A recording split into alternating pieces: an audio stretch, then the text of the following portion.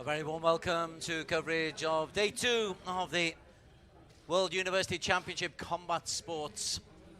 We are in Brasilia and we are at the Muay Thai ring for a series of quarterfinals in the men's 57 kg. And then we move up a weight to the men's under 67 kg.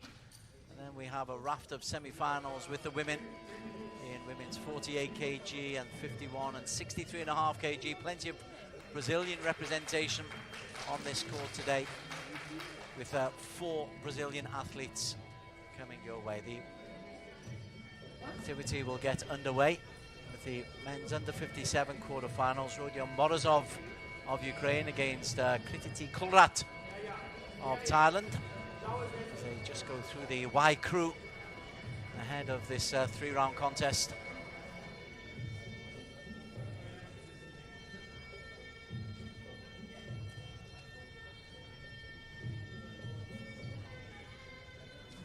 First bout for both of these men.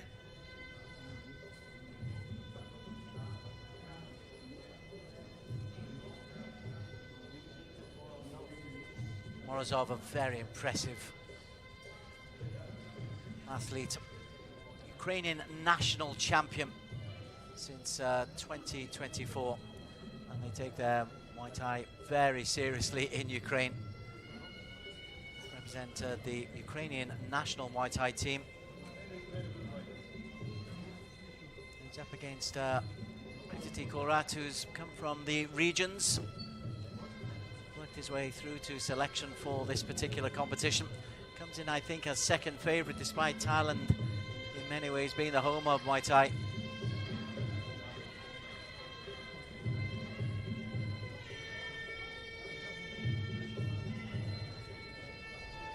Traditional one crew before every event.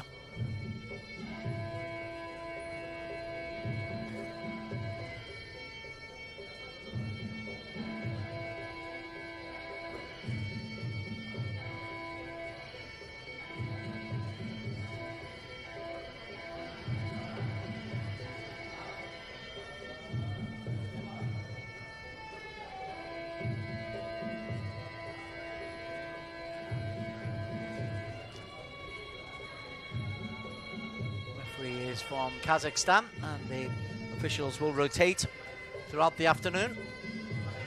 Experienced campaigners who are all on the official Muay Thai lists as Kriti comes to the center of the ring. Height advantage so important in Muay Thai.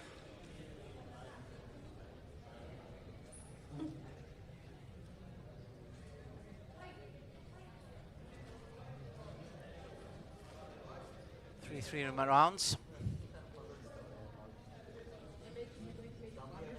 The art of the 8 limbs is how we refer to it. But obviously the health and welfare of the athletes paramount, and head guards for the athletes in this University Games.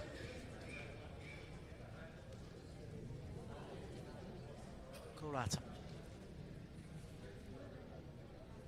He's giving away height and weight, so he'll need to be very nimble on his feet, which, knowing Thai athletes, is very likely to be the case. Morozov straight onto the attack with a nice flurry. Push kick pushes Kulrat back onto the ropes and follows through. Kulrat already on the ropes, and the Ukrainian national champion started off very quickly. The low kicks, but they're being responded to. Very aggressive start in the opening 30 seconds from Rodion Morozov.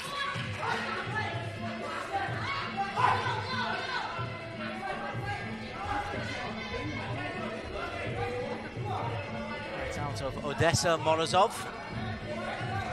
As you can see, likes to take the offense and has the push kick to lead in, leads then with the elbow.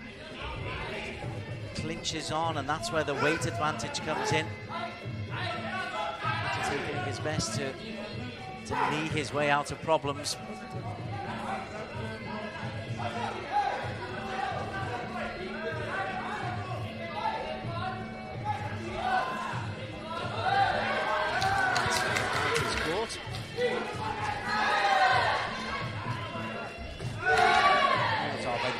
gets inside the kick, evades the kick, comes inside, and then does some good work on the ropes.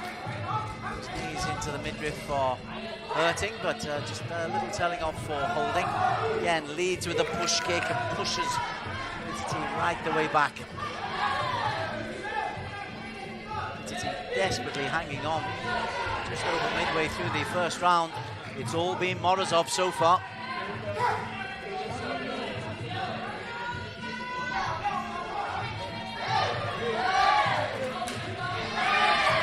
And again, Morozov drives forward, pushes Krititi into the corner. Krititi desperately trying to ward off these challengers, but even now Morozov in the clinches. He's getting the knees effective. That's better from Krititi. Good right knees into the midriff.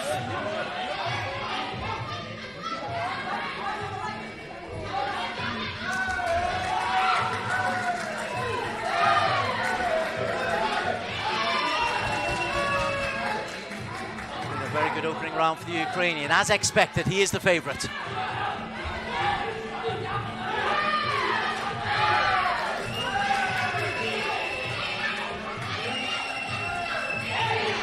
Although he's taken punishment, hasn't taken anything major. Still hanging in there, but in terms of points scored, it's all Ukraine. Good left lands, and Krititi felt that one. Final few seconds, another couple of lefts land to the head. Krititi as the Thai fights back and is caught right on the bell by a left. That was a punishing round for the Thai.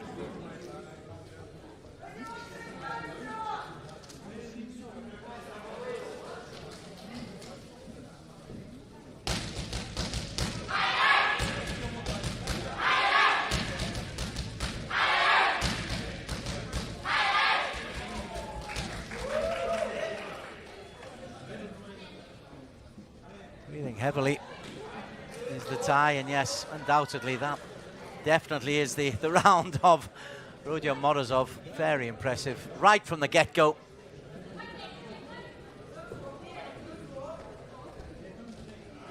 The message from his corner seems to be more of the same, please, Rodion.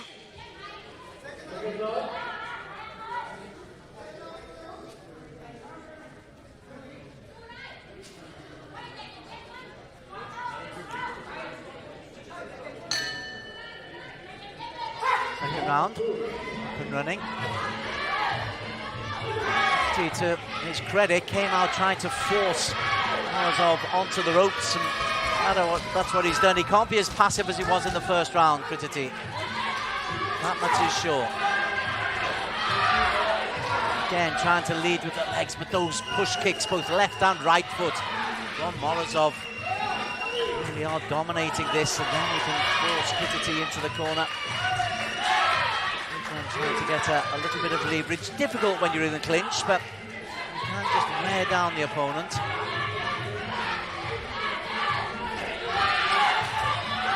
That's around for Krititi, but he was just tagged with a left. And he's calmed Morozov's attacks down. That's good work from Krititi. Oh, good left though. Morozov comes through, got straight through the guard, follows up with a right that is a whisker away. Krititi trying to take the battle to the Ukrainian illegally, according to the referee. In the 57 kg category here.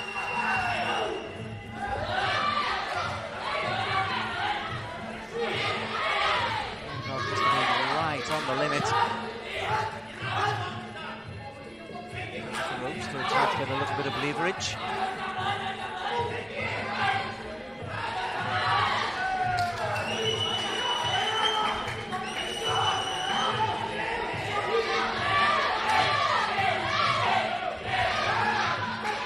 Krititi is trying to get inside the range of Rodion Morozov. Achieved it a lot better in this second round. A little apprehension from the Thai as he's pushed into the corner again. A right combination follows. Morozov tags him once again with a good left. Off the gloves, but There's no way for Krititi to get out of that corner. Desperately trying to kick his way. Prevent the moves coming in. As he does though, tagged not once but twice. And a left and another left. It's another good round, particularly in this final minute for Rodion Morozov.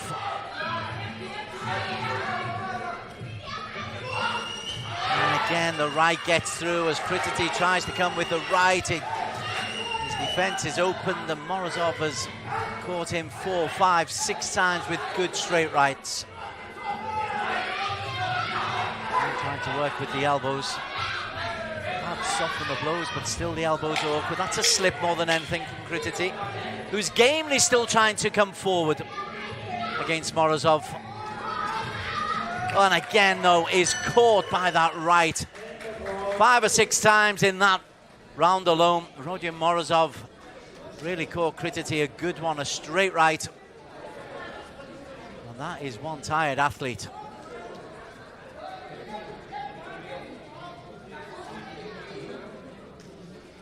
It was a better round for Krititi, but nonetheless, Morozov, to this correspondence, comfortably taking it.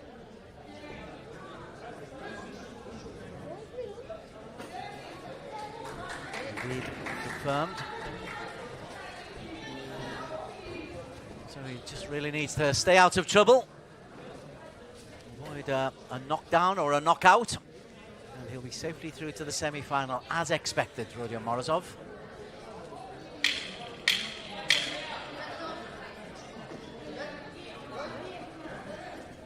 Seconds out in the red corner.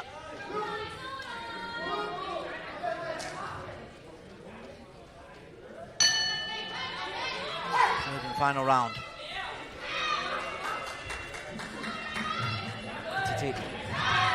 Everything to gain by coming forward, nothing to lose. And we're going to see if Morozov is able to box and fight going backwards. I suspect the answer is yes.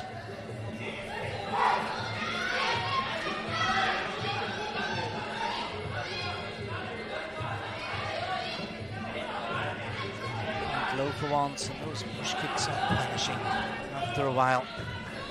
And an elbow, a right, and then a left elbow gets through the guard. He's taken a lot of punishment, Krititi. Looks tired, but he's still hanging.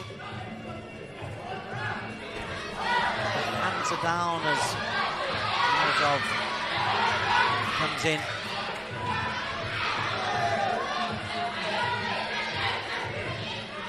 The man had to go through a battle to get to this quarter-final. 9 entrants. There was only one contest in the round of 16 before these quarter-finals.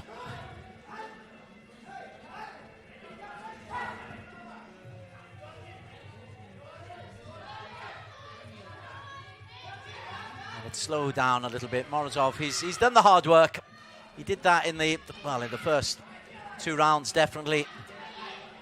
And now Krititi's hanging on a little bit shattered. Approaching the final minute of the bout.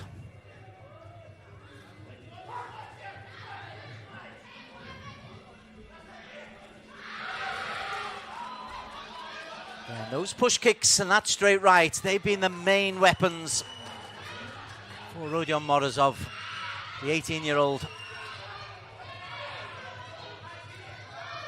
With some older athletes later on. Lucas Cano's 23. This 18-year-old really is showing an awful lot of promise. Final 30 seconds as he's caught on the ropes. He's tagged once again by a straight right. He's taken a lot of punishment, Taz Kulrat, but he's still hanging in there.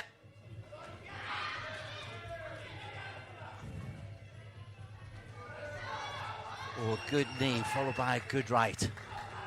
And again, the push kick. That's, again, a slip, a second slip from Kulrat. Straight back into the action. Good to see Morozov just backed away instantaneously, as you'd expect. Final seconds of a comprehensive victory for Rodion Morozov. Ukrainian looking powerful. And, well, he will pick up a medal, but what colour will it be? He'll be hoping he'll go on to the final. But that is as comprehensive as a points victory can be for Rodion Morozov. Brave from Kriti Korat, but the 19-year-old outgunned, outmaneuvered, outbattled, outpunched, outkicked, out-elbowed, out everything by Rodion Morozov, who will be your winner.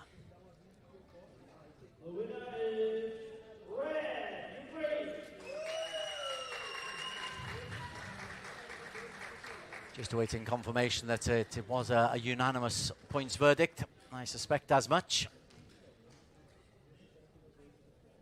Yeah, 30-27. Winner from all the judges on all 3 rounds.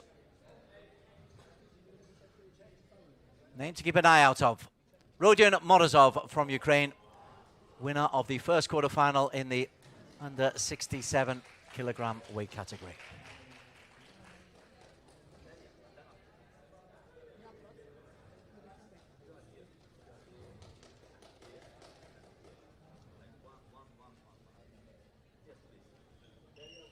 Stepping into the ring from Lebanon is Hassan Zarour, national champion of Lebanon in the 2025 Lebanese Universities Muay Thai Championship, based in Beirut.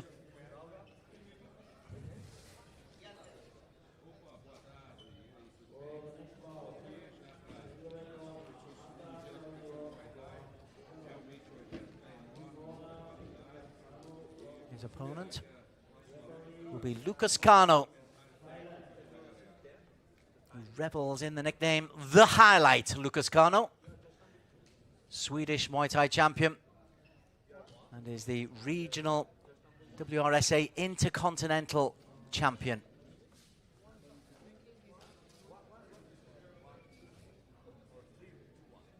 He's based in Gothenburg, just to show you that they really have come from far and wide to Brasilia for this World University Championship combat sports competition.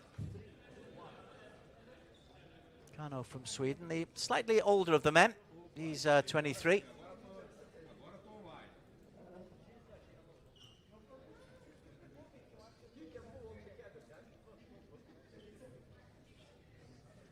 Zara just turned 21.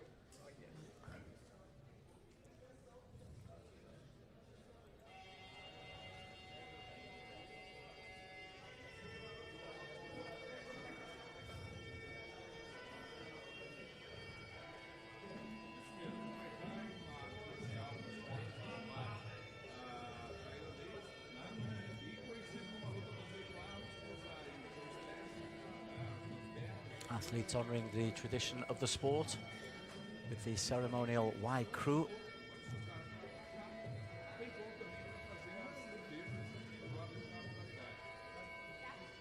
Cano quickly ready.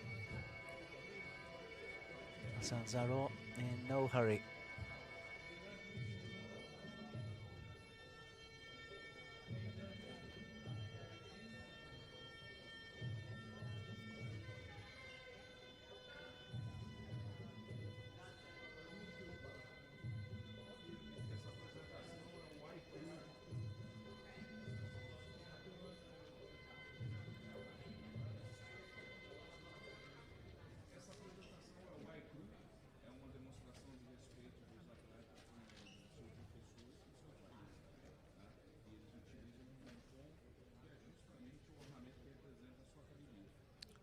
Cano doubles up in a kickboxing category.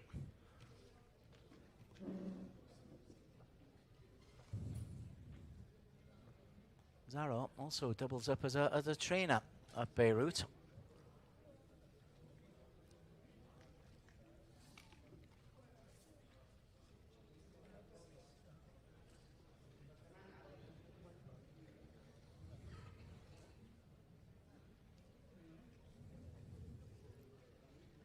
Headgear, protective elbows and shin guards, compulsory, of course.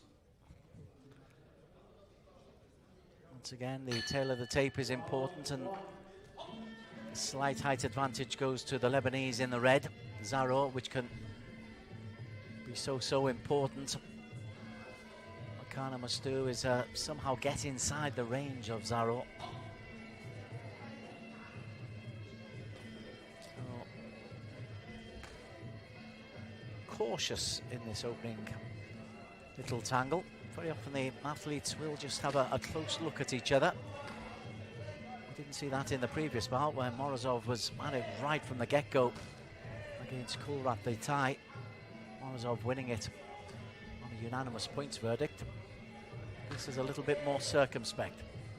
Two kicks coming in from Zaro, both well blocked, and then the low kicks.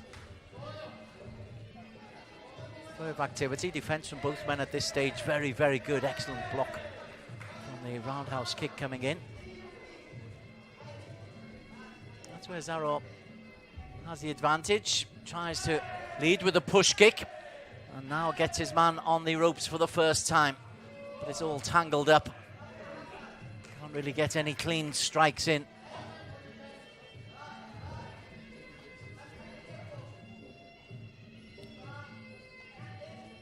Kano looks a very compact, defensive fighter. Zaro cautious. 90 seconds gone. Nice little combination off the gloves though from Kano. Zaro just tries to cut him off in the corner. Reverse elbow. Doesn't quite connect, but you can see the creativity from Kano.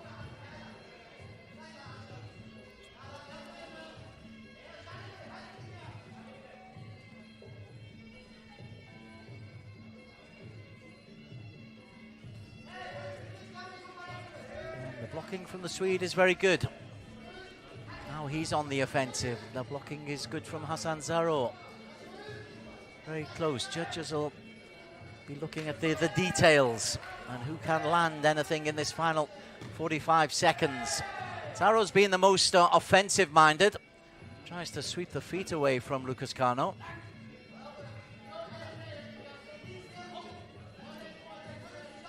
Tight bout.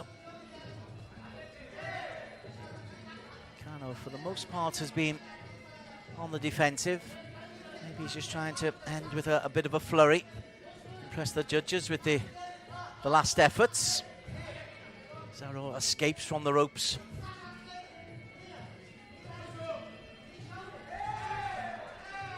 Again, the blocking for both of those situations was very, very good from Kano. Final few seconds. The end of the first round, and there's obvious respect between the two men. That was clear in the bout itself. Zaro, probably the man who took the fight to Kano more, but Kano's defense was really strong.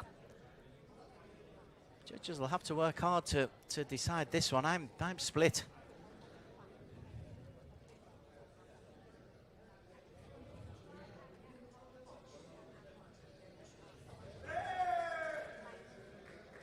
It's been given to Zaro.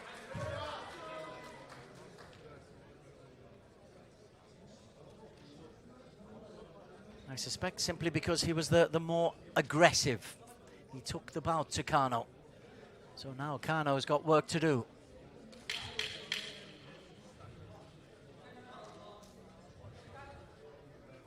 World University Championship Combat Sports. We're at the MuayThai ring. Hassan Zaro from Lebanon in the red against Sweden's Lucas Kano. Zaro taking the first round narrowly. Clearly there's a lot of respect between these two fighters. But Kano's got to show a little bit more going forward. And what instead is happening is Zaro's come through with a flurry of punches. Again, the defensive work. Those kicks are coming off the arms. But the impression is good from Zaro. Those punches aren't landing. That one did. He's got through. Zaro then covers up for the next left, right, left flurry. But this is Kano taking the bout to the Lebanese. Oh, and then tries the reverse spinning kick.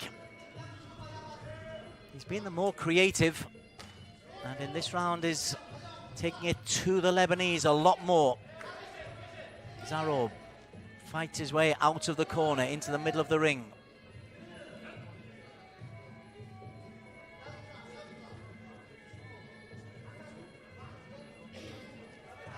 Potential low blow there. Time will stop. Accidental low blow, and again the respect between these two athletes is apparent for all to see. That was better from Kano.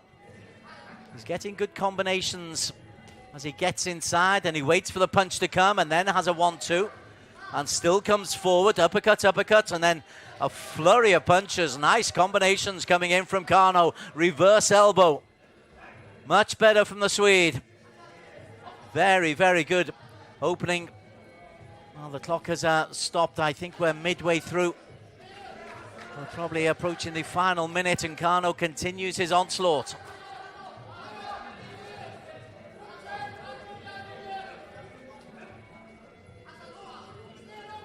Kano in the blue for Sweden, trails by a round, but he's been so much more aggressive in this second round, and he's landed some significant blows, and once again he's got Zaro trapped into the corner. Zaro knows he's got to get out of there, and then the leg hold followed by the right through the guard, and then the right knee nearly connects.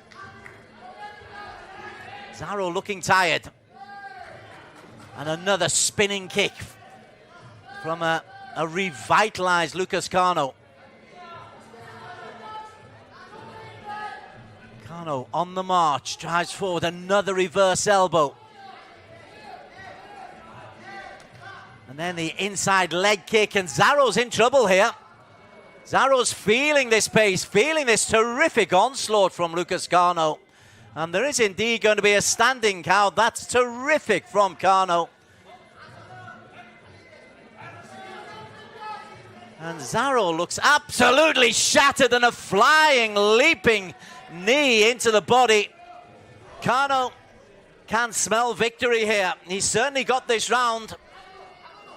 Can he actually take it further? He's looking to complete the job in this second round. Lucas Kano needs to reverse this one completely.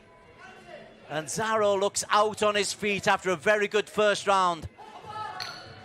The kick comes through as the round ends. What a brilliant round that was for Lucas Kano.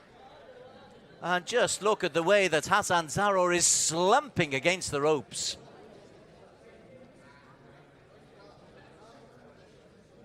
Undoubtedly that round to Kano, and with the standing count as well.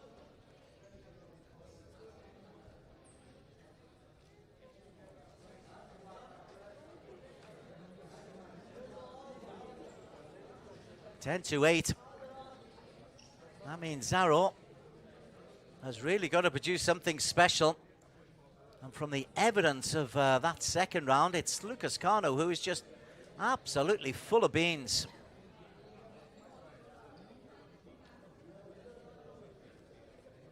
Well, they call him the highlight. He gave us plenty of highlights there. An aggressive, exploding prospect.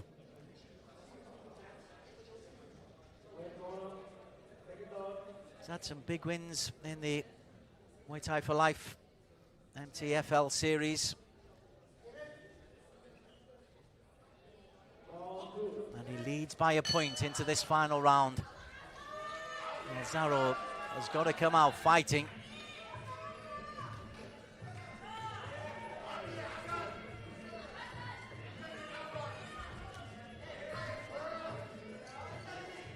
The compact defense that we saw in the first round from Lucas Kano. He's still compact, he still looks fresh. Zaro comes with a flying kick, but it was a labored flying kick. And he's backing away, looking tired is Zaro. Shoulders are slumped, the head a little bit down. The guard isn't quite as tight as it once was, whereas for Kano, certainly is a wild swing. Kano comes in once again. Pugnacious work, this one by Lucas Kano. The 23-year-old is looking to complete the job, and that's finished, yeah. Zaro, the fight has been stopped. 112 into the third round. And I think that's excellent, excellent officiating. Zaro absolutely shattered. The work done in the second round by Lucas Kano, outstanding. And Zaro, to his credit, kept on taking the punishment, but eventually referee stepped in and Zaro slumps against the ring post. And he has no real complaints. A tired, shattered, defeated Hassan Zaro. But a mightily impressive performance by Lucas Carno. The Swede takes the victory with a TKO in the third round after a flurry of activity in the second round.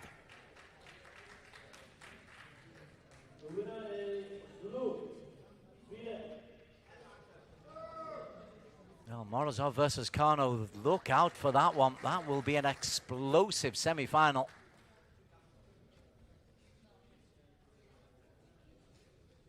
And water from the Lebanese camp for the victor. Mightily impressive, the performance of Lucas, the highlight, Carno, through to the semi-finals.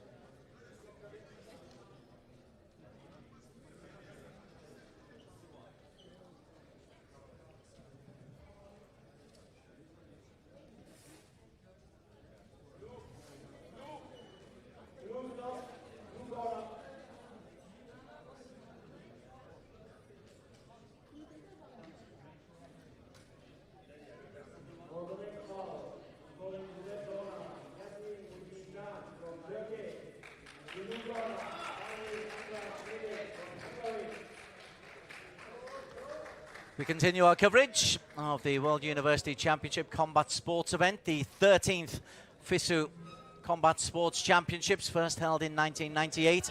We are in Brasilia for edition number 13, and a contest in the Muay Thai under 57 kg category between Yazin Can from Turkey and Balint Melis from Hungary.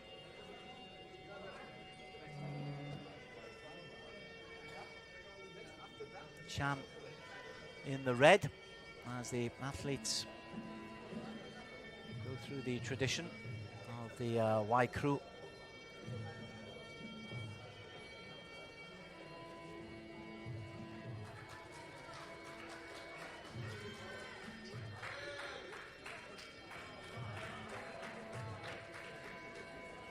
Can is the intercollegiate Turkish Muay Thai champion.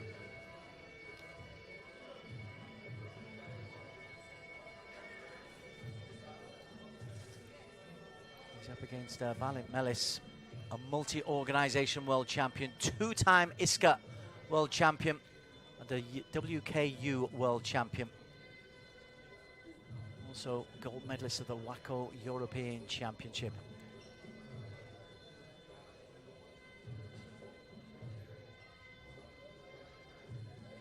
It's based at the University of Pécs. With all that experience, was an easy choice for the selectors for this FISU World University Championship Combat Sports.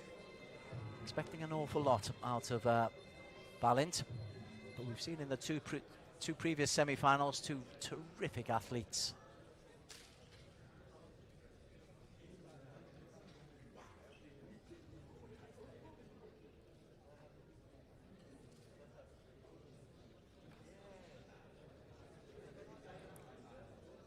The Hungarian Melis in the blue, Can from Turkey in the red.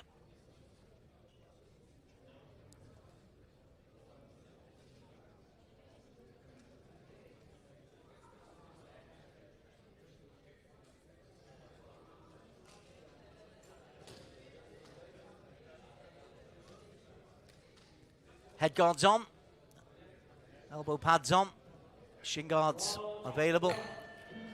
Slight height and reach advantage for Melis, but it really is a matter of only half or 1 centimetre. Can, he knows he's got to produce something pretty extraordinary, I think, to get the better of Balint Melis. This comes through, those push kicks, just trying to force their way through the defence and create an opening.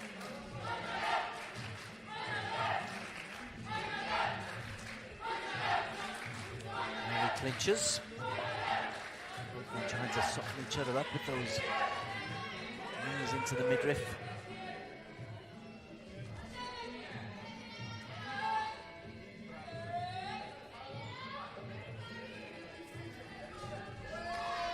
Good response from Chan. Well, he's holding his ground right in the middle of the ring, right the way through. He's certainly not being intimidated by the reputation of Melis. Melis again trying to use those low kicks to get inside, and then both men with the referee hanging off. That's a three-way dance. And the reverse elbow by Chan. And goes for a judo-style throw and gets a justified telling off.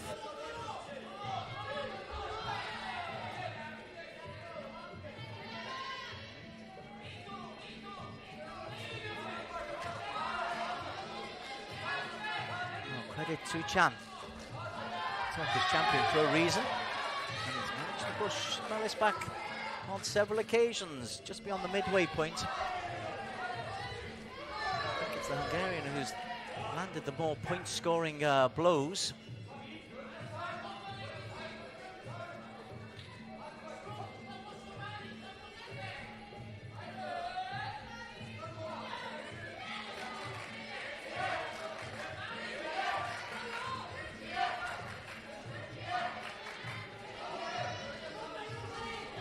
A bit more cagey as another push kick gets through, but no follow through from Melis. Melis in the blue from Hungary. It's a couple of decent punches coming in from Chan. Final 30 seconds. Chan's more than held his own here. Not enough to secure the first round, remains to be seen, but not being intimidated.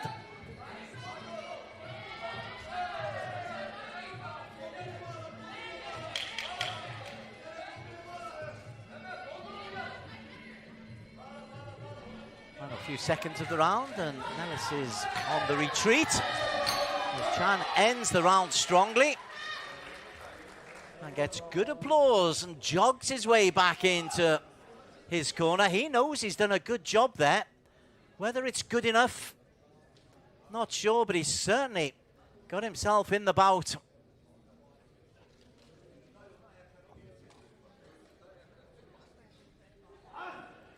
My feeling was that Melis probably landed the better of the punches, the better of the contacts. But Chan's being given that first round. And indeed, it's Melis who's getting the attention to a mark just over that right eye. Maybe that was the elbow that came through midway through the round that really took him. But how about this? Yasin Chan.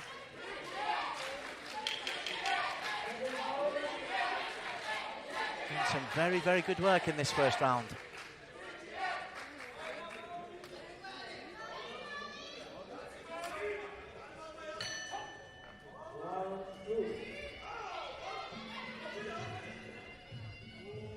Melis with work to do.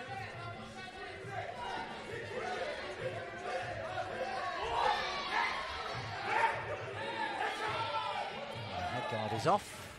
Clearly going to have to stop as it's strapped on a little bit better this time.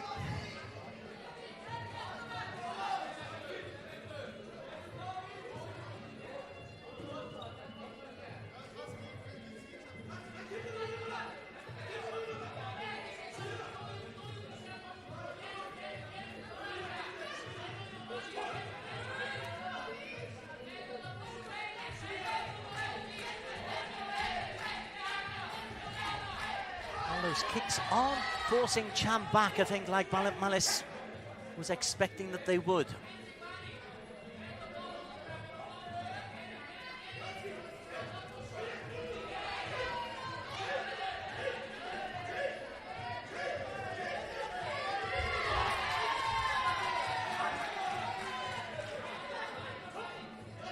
A slip more than anything. That won't count in the good books of the judges.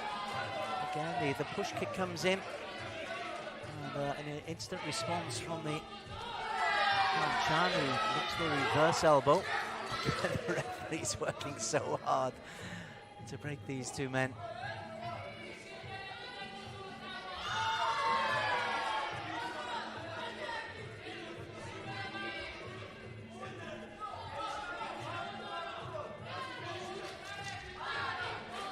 Hasn't quite got the same energy as the first round.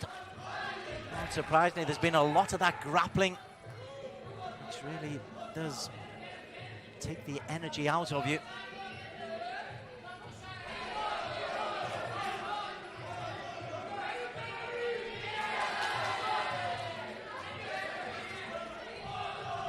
Mellis has still got a lot of work to do.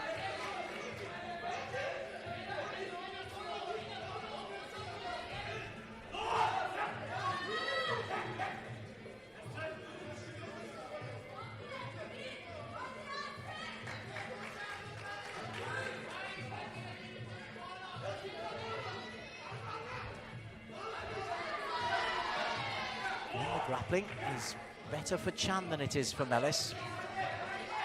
He's not been able to get any real activity going. He's been cramped up, and again those push kicks are not pushing the Turk back.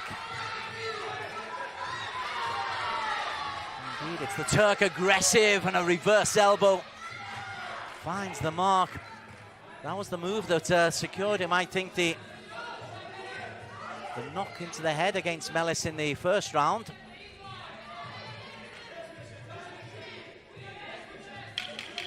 And the chance still comes forward. Mellis really hasn't got found a way through.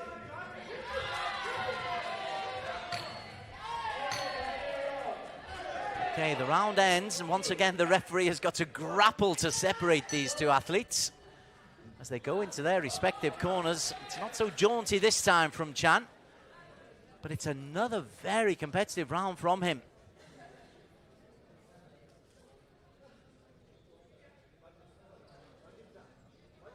Tight in the first round. I'm on tenterhooks to see where this has gone in the second. Yeah, Mellis, we're all square. That's about right. That is about right.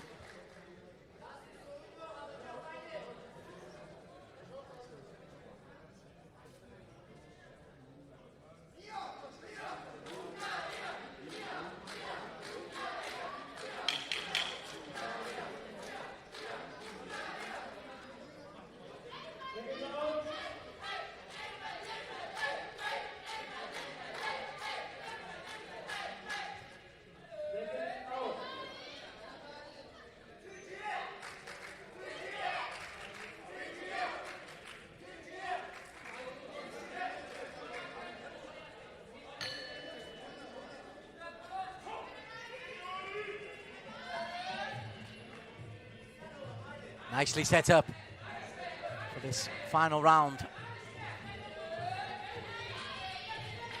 Well, there's a lot to gain and a lot to lose. Who's braver? I think what we've seen in the first two rounds is the judges have favoured the man who's been slightly the more aggressive, and now an exchange of low kicks.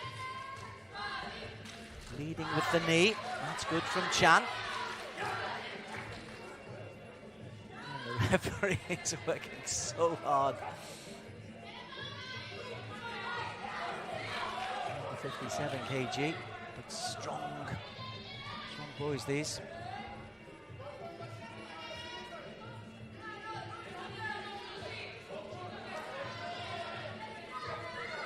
Still a young guy at 20. Chan has a year on him, a year of experience. He goes for the attack midway through. Again, a clinch, and the referee physically has to drag Chan away from Mellis. Mellis leads again with the push kick that hasn't really served its purpose. The high kick and the low kick misses. And we get into another of these clinches, very similar fighters, and I think that's rather stymied the approach for Mellis. He's been neutralised generally.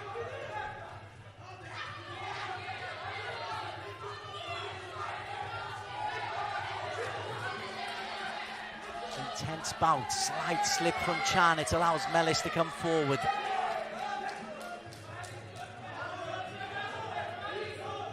For the first time, a little bit of fatigue looks on the face of Yasin Chan. Now Mellis, he's got 30 seconds to really make a mark with the judges. Again, the clinch is separated. Chan who's looking a little, Mellis who's looking a little bit fresher.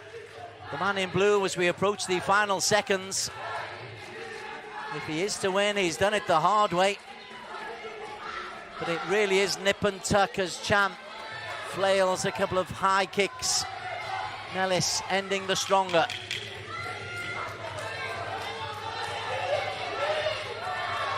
Good right gets through, but the response from Chan is very good. The flurry of punches right on the bell. This has been excellent, a really good contest. You can see that Yasin Chan thinks that he's done enough to win it.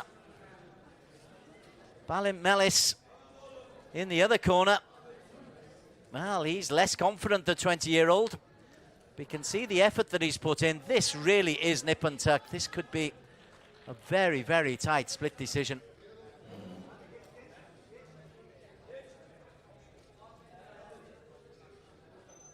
Chan is hopeful. And Chan gets the verdict.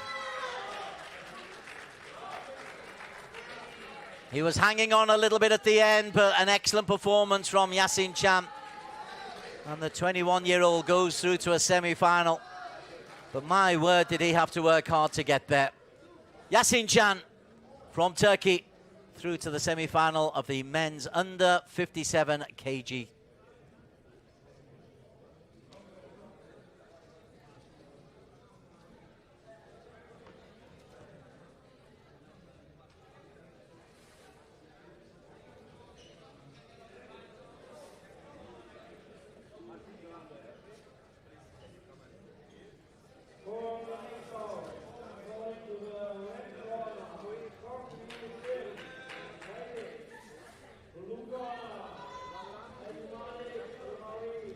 Sim Kong Yu from Chinese Taipei and Abdul Malik Alomari step into the ring for the final quarter-final in the under 57 Muay Thai competition.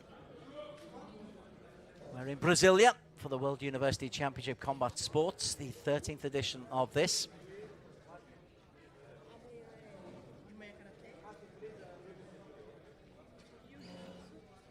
The contest against Yasin Chan awaits the winner of this particular contest.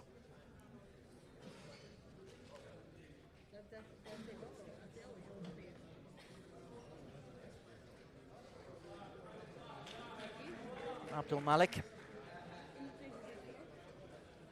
represents the Saudi Thai Federation and got a bronze medal at the IFMA World Muay Thai Championships. And there's a number of Muay Thai exponents coming from the Kingdom of Saudi Arabia. And they are becoming a real force on the combat sports front.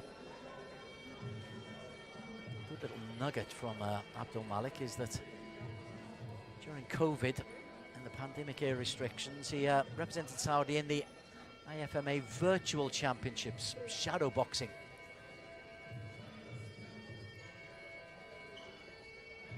No shadow boxing here. This will be absolute combat against Sim, who is rather an unknown quantity. Comes in without much international competition to his name. But he does come in with a height advantage, which can be so important in Muay Thai.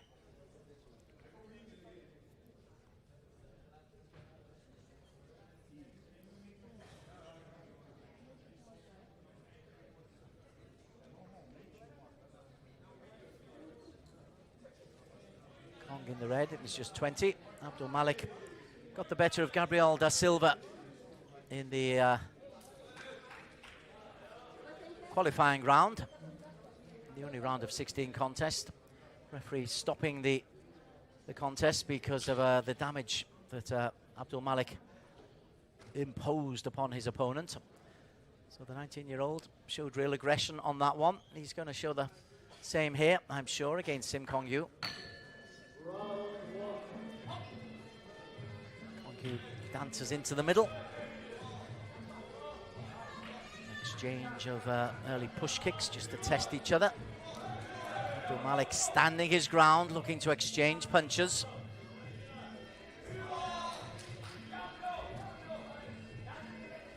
Oh, good left, that lands. Pushed Kong back, and then the right is blocked. And a good elbow from Abdul Malik. Pugnacious. Looks a good boxer, and nice stance there from Abdul Malik. A left-right, and another left gets through. Punishing early work in this opening 45 seconds from Abdul Malik Almari.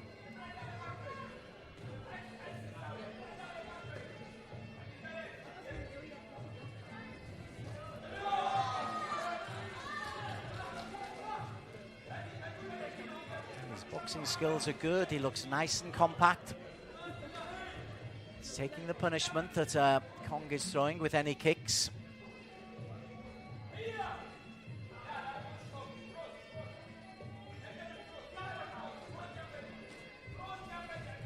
That's better from Kong. First time he's been able to get through. The right hook just getting through, and then takes that push kick on his gloves.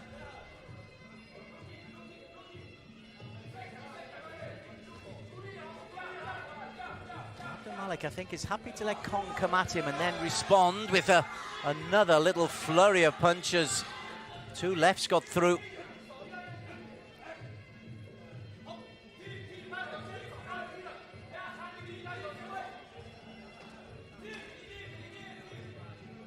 Low kick causing a little bit of damage to the left leg of Abdul Malik. But he just follows through, and that left nearly found its mark. Minute to go. It's been a decent round, but Abdul Malik just shading it from this correspondent's point of view. Reverse backhand, and then follows through with a right-left combination. Point scoring for Abdul Malik.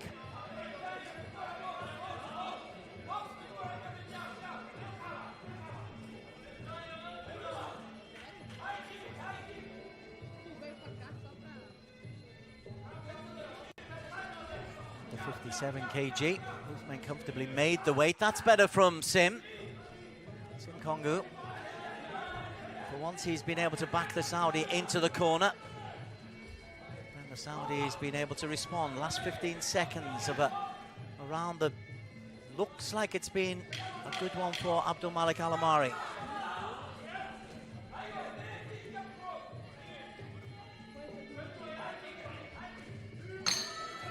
Of the first round. I'd like to see the reactions of the men. Not much in the demeanor of either. Judges courtside just totting up their scores at the moment.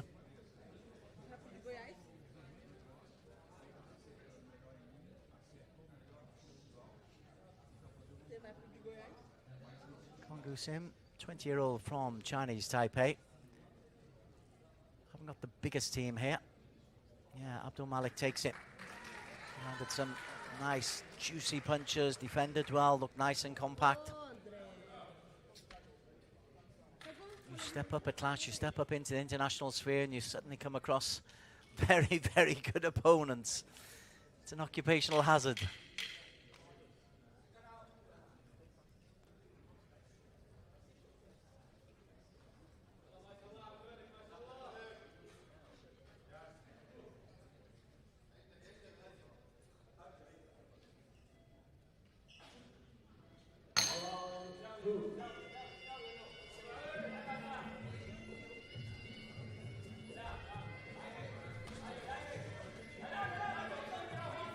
Second round, Abdul Malik in the blue from Saudi Arabia.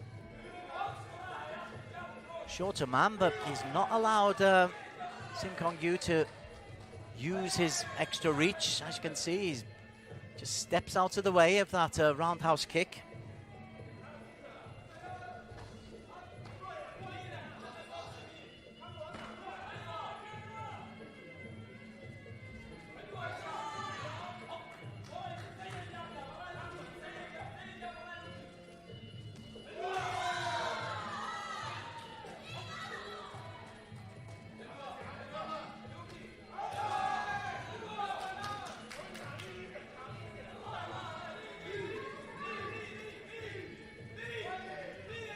plenty of height in those knees inside the clinch there from Abdul Malik. That's good work. He's nearly getting up to the chin there of Sim Kong-gyu. In fact, he might have connected with one.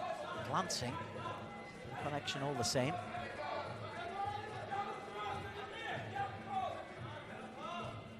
Fatigue kicks in when midway through the bout. And these clinches are grueling. They just suck the energy out of you.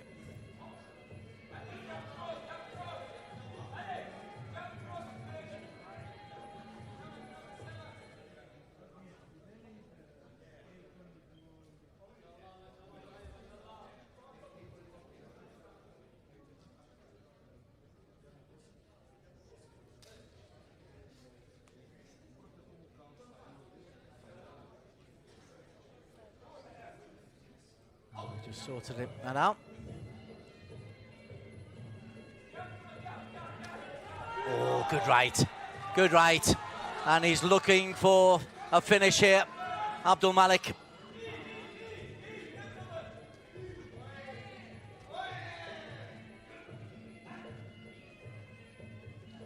Well, that 30 seconds or so really has changed the full complexion of this contest. Abdul Malik, who'd taken the first round, now looking completely in control.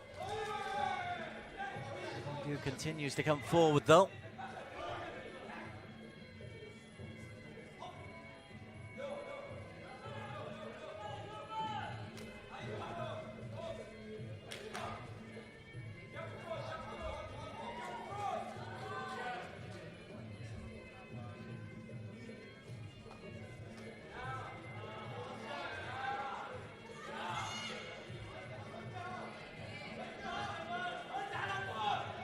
Final 20 seconds. Another good round for the Saudi. He nearly spun Kong-gyu straight into a right.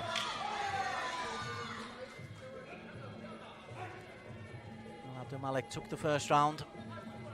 He's done enough here against a tired-looking Sim Kong-gyu. Right on the bell, he connects just one more time, and that's a weary Sim Kong-gyu going into the corner.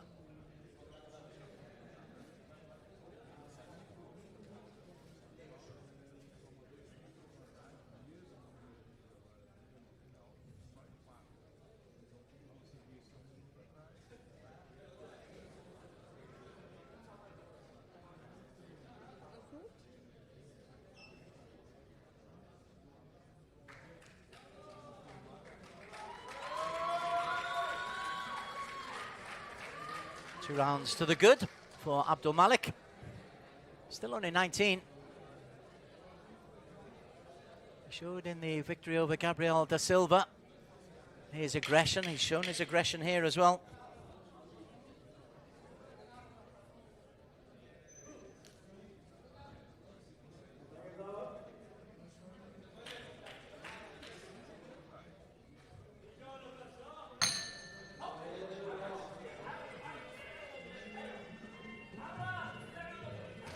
Malik just needs to stay out of trouble.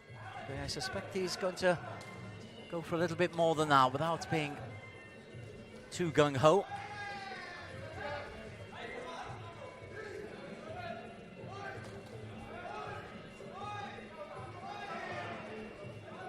Trying to lever the shorter man over. It's not really worked, and then he's knocked back with a straight right. Through any guard that was there. And slightly lower from the Chinese Taipei athlete, man in the red.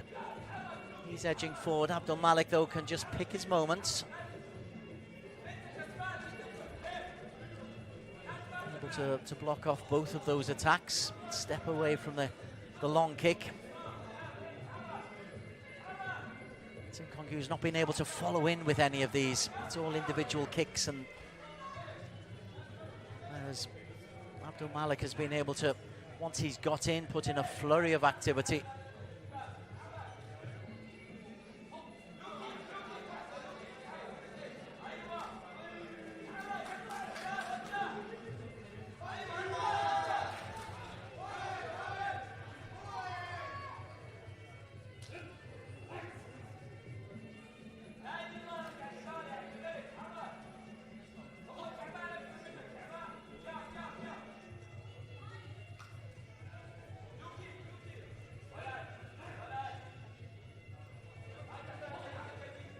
Yasin Chan will meet the winner of this quarter-final, which looks almost certainly like it's going to be Abdulmalik Al-Omari. Chan, the better of the Hungarian Balint, an impressive style.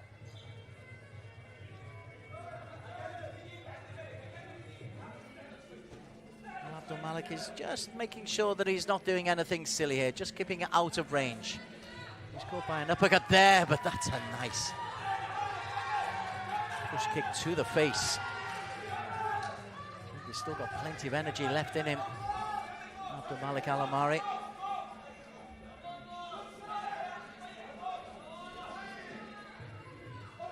It's been a competent performance. Dealt with everything that was thrown at him by Sim Kong Yu.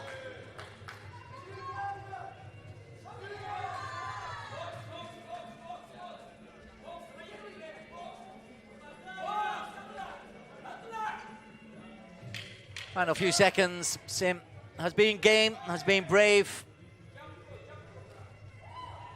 A bit of fancy reverse flick and then straight left, right to finish the job for Abdulmalik Al-Omari. He knows he's through. He also knows that there's more difficult tasks ahead of him if he is to make it through to the final. Him versus Chan will be a fascinating contest. Chan will have a height advantage that maybe he'll use better, but Al-Omari will get the win. Unanimous points.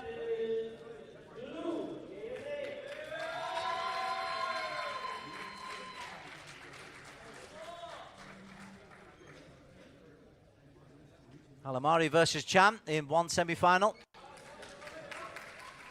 And Morozov to take on Lucas Cano in the other.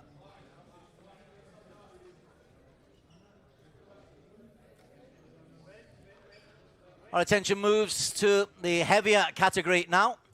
The under 67 kilogram quarterfinals.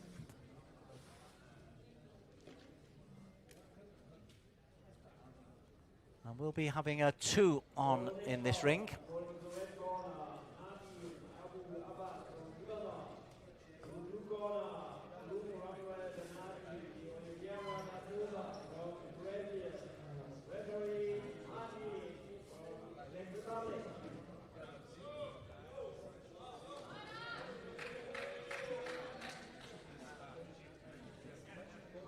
First, Nadim Abu Abbas from Lebanon.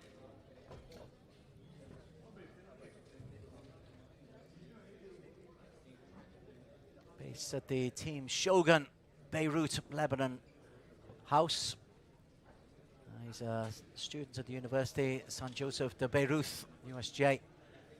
That's got him this representation here.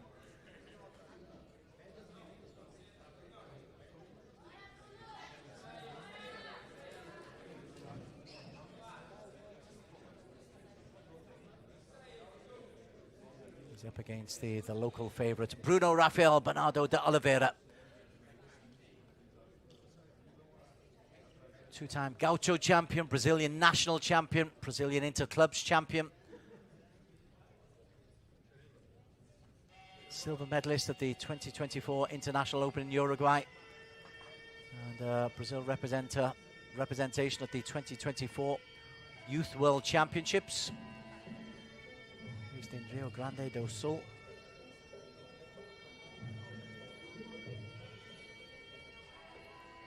Athletes going through the Y Crew ceremonial dance, showing respect to teachers and family and all those involved in the sport who've helped them. And they'll take off the Mong Kon, the headpiece.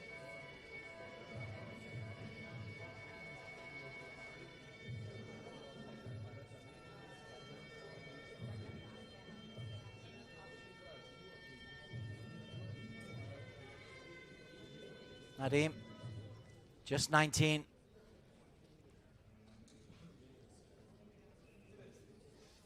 Up against the 18-year-old Bernardi.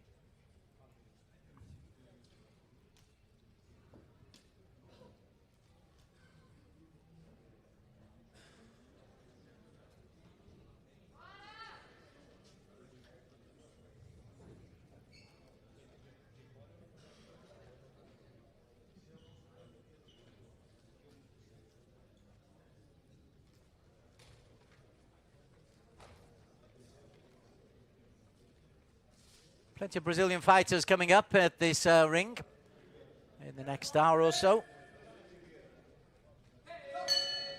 Right, Ben, let's see if Bernardi's able to...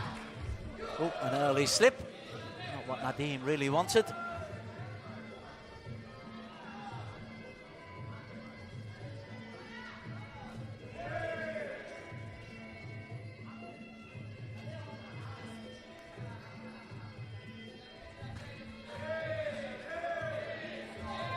Well, he's held on to the right leg and been able to impose a flurry of punches, has Bruno Bernardi. Bernardi in the blue for Brazil. Nadim Abu Abbas from Lebanon. Both guys are having a little go for it here. Trying to establish early supremacy. Very often you'll see a cagey start. Not on this occasion. Carrying a bit more weight at close to 70 kilos, so the energy levels disappear pretty quickly, but the power in the kicks and the power in these clinches, there for all to see.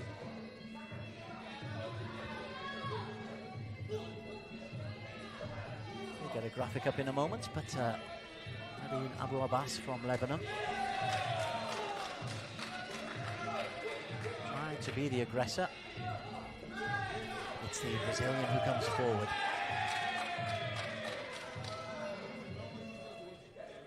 Inadvertent low kick. The clock will stop. We'll get a clock up for you as soon as we can. Straight back into things. And a reluctant Bernardi taking the glove there of Nadim.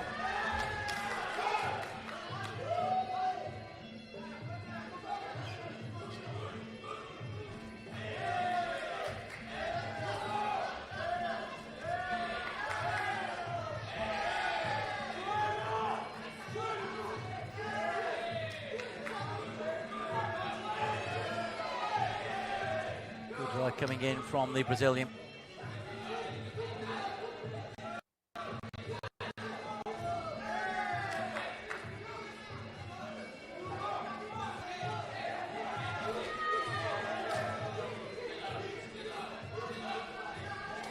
Midway through this first round. Bernardi just able to push Nadim Abu Abbas backwards.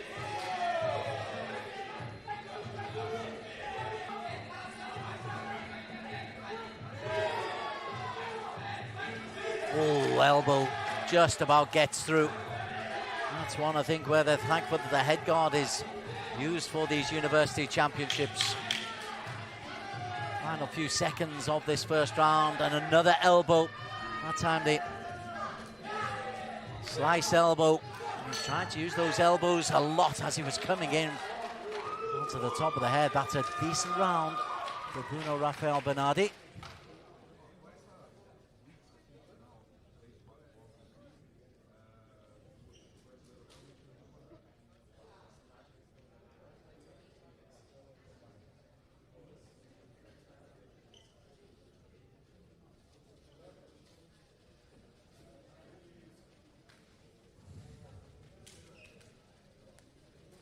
Yeah, as expected, the Brazilian picks up that first round. He was the aggressor, and great use of the elbows, particularly in the final 30 seconds, and he landed one cross elbow.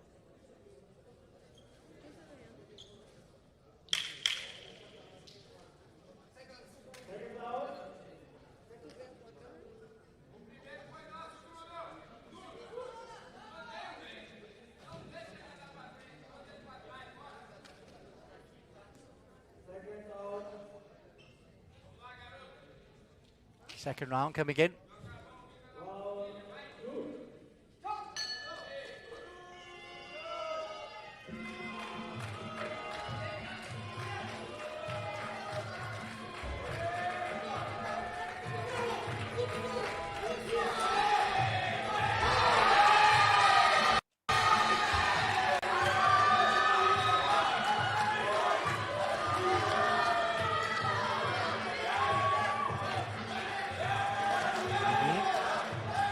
Trouble. Rafael at the start of this second round has made a huge claim. Again, it's the elbows, and he's following up with kicks. The elbow, oh, the top elbow. Oh, that's going to be a count.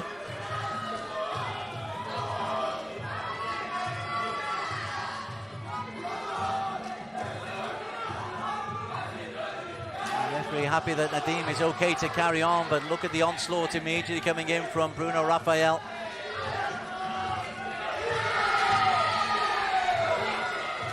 Yeah, enough is enough. Nadim not happy, but the referee's job is to look after the health and safety of the athletes, and the onslaught had been coming at the end of the first round, and it carried on into the start of the second. And it was the use of the elbows that was so impressive, so brutal from Bruno Rafael Bernardi. And the Brazilian, ton of energy, took his while to get into the fight, but he there is in it, and Nadim Abu Abbas is now a little bit more accepting of that result. I think the referee has saved him a lot of damage. This will be a second round TKO for Rafael Bernardi in the blue corner.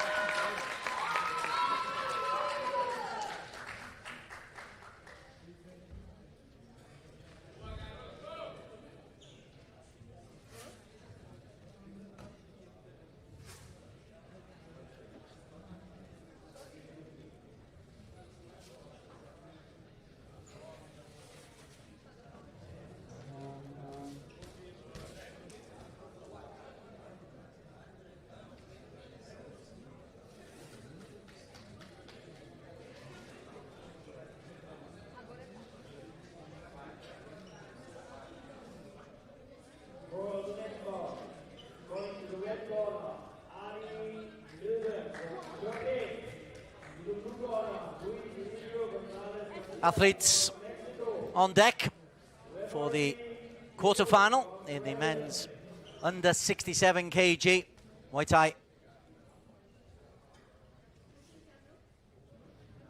It's a contest between the the Turk Ali Bilben and Luis Emilio Gonzalez Garcia from Mexico in the blue.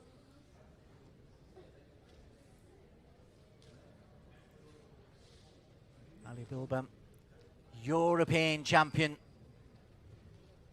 one of Europe's top lightweight prospects, representing the national team, multi-time domestic champion.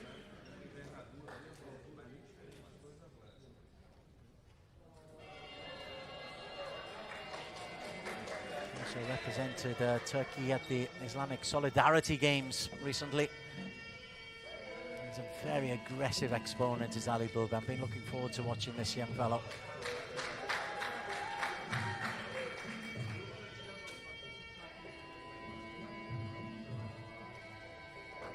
He's 21 years of age, as both athletes go through the I crew. His opponent, Luis Emilio Gonzalez Garcia, 2 years younger than Ali Bilben. From Chihuahua, national collegiate champion at the Mexican Intercollegiate Muay Thai Championships, and represents the Universidad Autónoma de Chihuahua. He's studying agribusiness. It would be a major upset, I feel, if Gonzalez Garcia would get the better of Ali Bilben.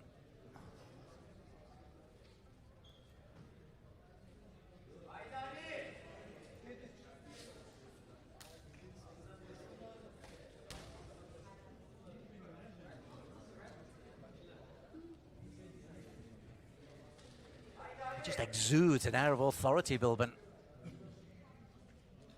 Gonzalez Garcia takes a final drink before he steps into what could be a difficult 9 minutes for him.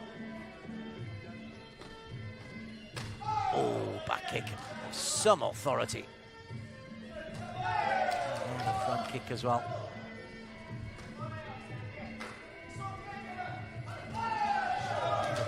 combination. Garcia again is caught with that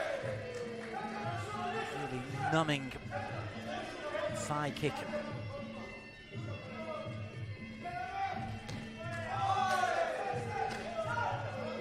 Focusing on that left leg of Gonzalez Garcia. Following through with a combination as well. Garcia, to his credit, is holding his ground in the middle of the ring. In fact, has forced Bilbin into the corner.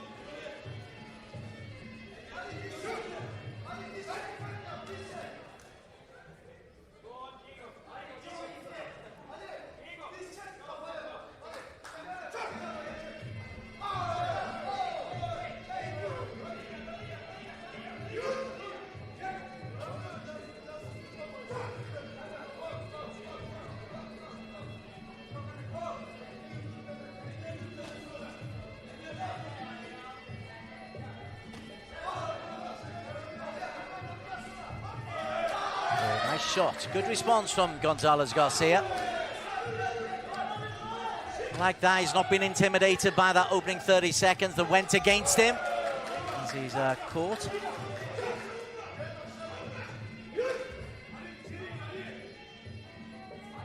The guard's just being raised.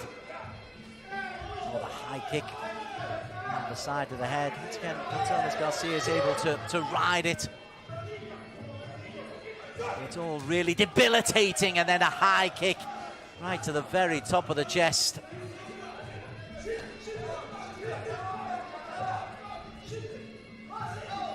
For the left hook that didn't quite connect, Bilbin.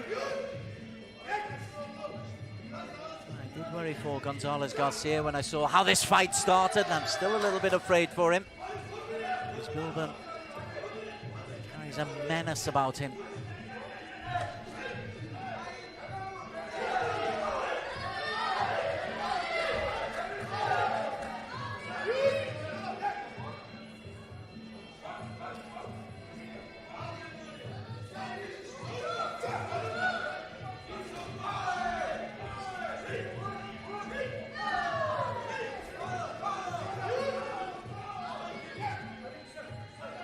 Final 20 seconds. Well, Bilbin's not been able to capitalise on that early start. He's probably still doing enough to win this round. He's not been the authority I've been led to believe. He's a great reputation before him, Ali Bilbin. Luis Emilio Gonzalez Garcia has stood up to him and has tried to give it back. That's an encouraging round for Luis Emilio Gonzalez Garcia, but I do think Ali Bilbin's done enough.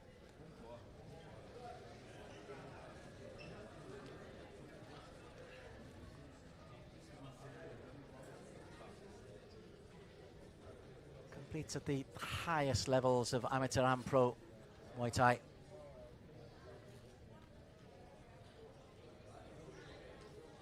And also, he's a renowned kickboxer as well. You saw that with the power that he put in on those early roundhouse kicks onto the left leg of Gonzalez Garcia.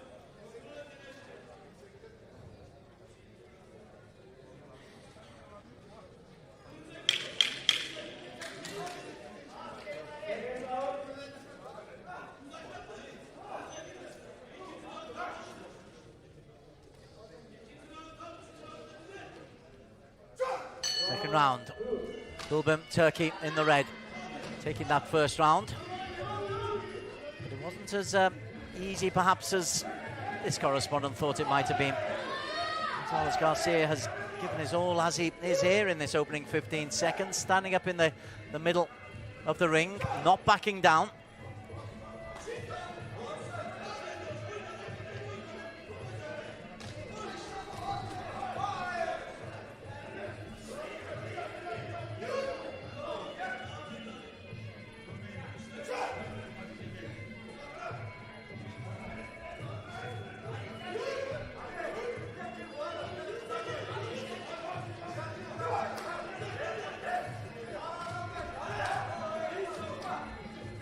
This is where you're seeing the kickboxing of Bilbin coming in. Does like to lead with the kicks and then to follow it up with a flurry of punches. Oh, good response ducked out of the way of the swinging right and landed one right on the nose there of the Mexican.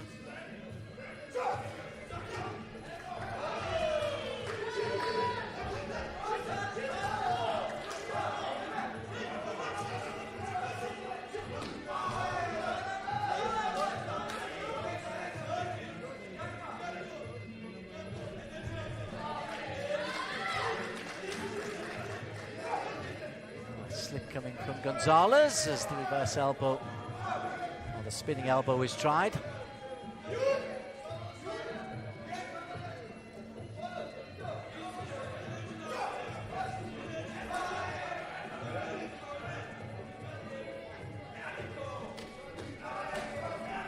They could be punishing those kicks. He's landed quite a few of them, has Bilben.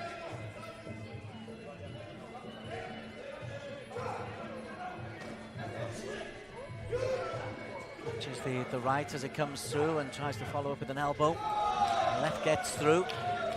And he's accumulating points rather than utterly dominating this bout, Ali Bilben. But he's racking up points at a healthy rate.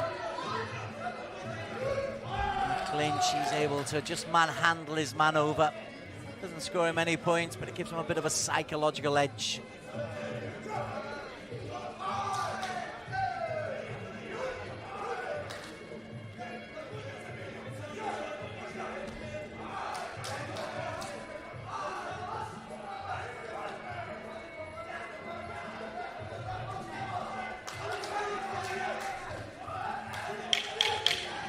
Seconds. Another healthy round for Ali Bilben.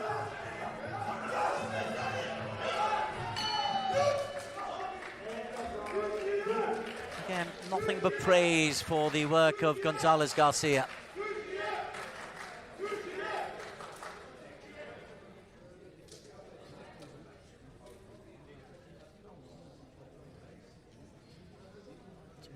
Bilben's landed enough punches and enough kicks to be 2 rounds into the lead.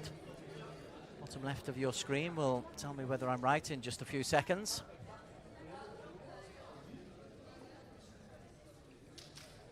Oh, they've given that to Gonzalez Garcia. Wow. Gosh. Well. And he'll know, he'll have seen that. And he will be utterly invigorated by that.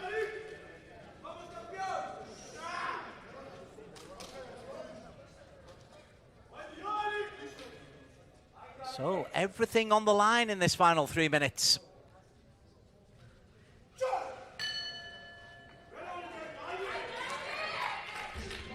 Place in the semi-final. FISU World University Championships. Ali Bilben, red-hot favourite coming in, is now on the back foot.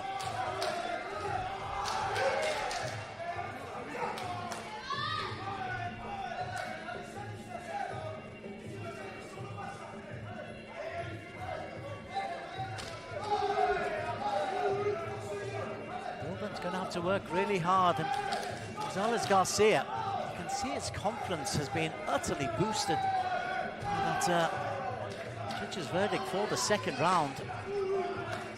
Not that he's been backward at all. And now his Mexican teammates in the background are giving vocal support as well.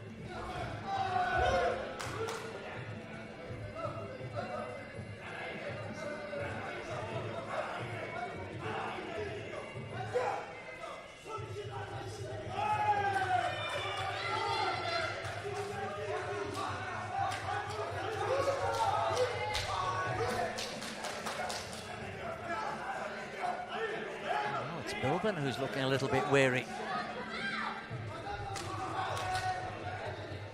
And the aggression is coming from Gonzalez Garcia. Slip there from Bilben. But his previously tight defense isn't as tight as it was. And he's being forced into the corners. He's losing those grappling decisions. Indeed, there's a count here, and this is a real turnaround for Gonzalez Garcia.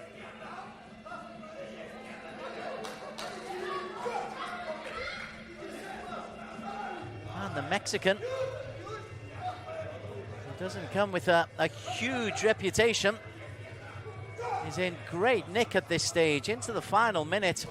He's had the countdown, he's level on points, and now his confidence is sky high. And there's a second count coming here, and we are going to have a Mexican in the semi-final. Ali Bilben is out on his feet. Wow, what a performance that is from Luis Emilio Gonzalez Garcia.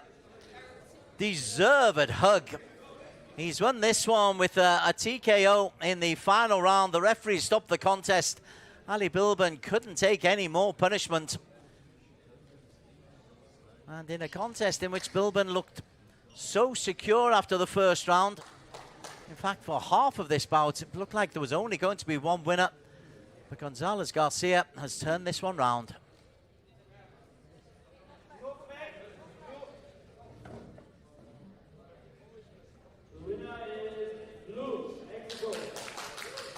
Placed in the semi-finals of the under 67 kg for Luis Emilio Gonzalez Garcia, and terrific performance it was as well.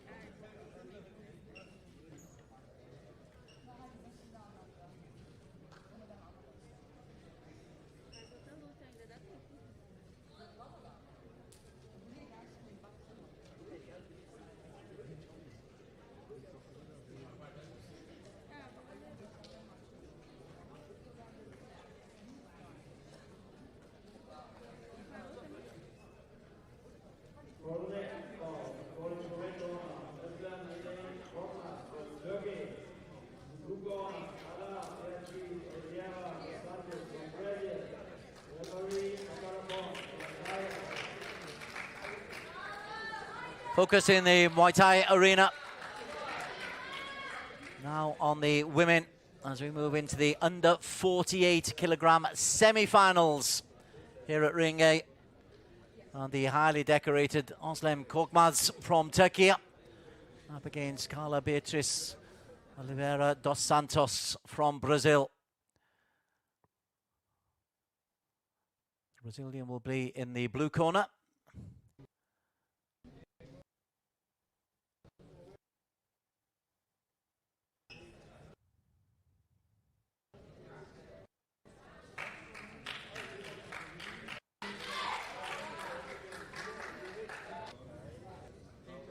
Korkmaz is a world champion at the women's 48 kg category. Turkish champion, of course, competes in the Muay Thai Super League. He's a real exponent, and this will be a huge battle for Carla Beatriz. This is a semi-final, so that is a gold medal opportunity for both of these women. They'll pay their respects to the sport and to their teachers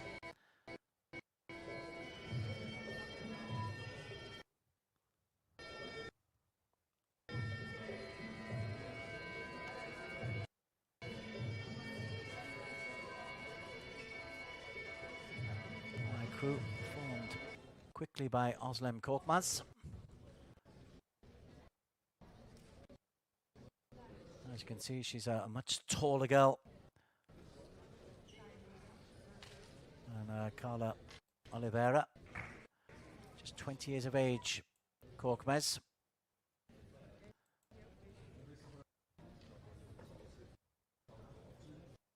Red hot favourite to win gold is the Turkish woman.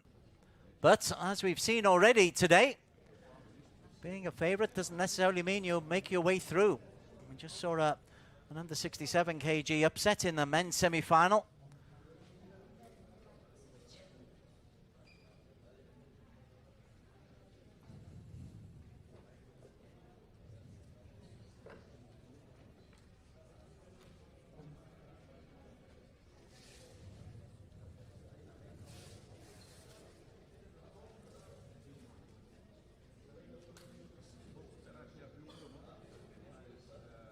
It's the lightest of the categories.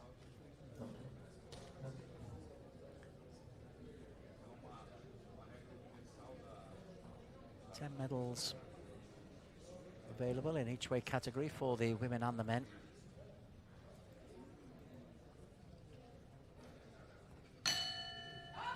And Oliveira will be where you can immediately see how much height she's giving away, and the aggression from Korkmaz. 1, 2, 3, 4, 5 unanswered kicks. Raining punishment on the legs of Oliveira dos Santos, and then a push kick. Well done to the Brazilian. She'll know exactly the problems that she will be facing today.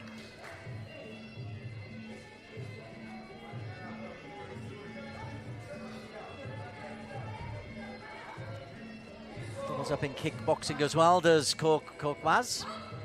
That was good work coming in there from Oliveira.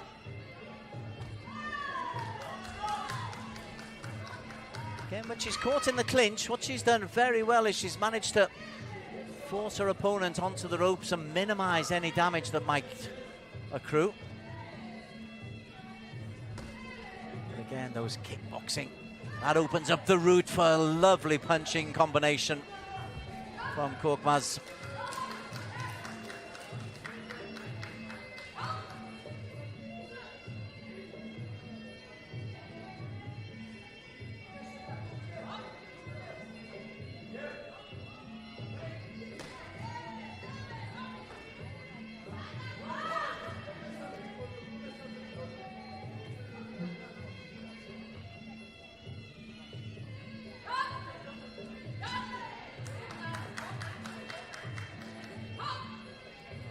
Was saying she wanted them to engage just as Korkmaz started an assault on Oliveira. 1, 2, 3 kicks, a left to the midriff, a right, and then a low left and a punch in between as well.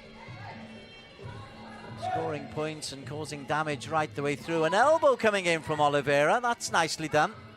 That's a good option for her. If you get the high elbow in, chop it down onto the shoulder or the side of the face of Korkmaz. But firstly, she takes a fearsome left, and then a big knee into the midriff, and then another knee as Korkmaz dominates that clinch. And there's a count. Not only for the punch that came through, but the follow-throughs as well.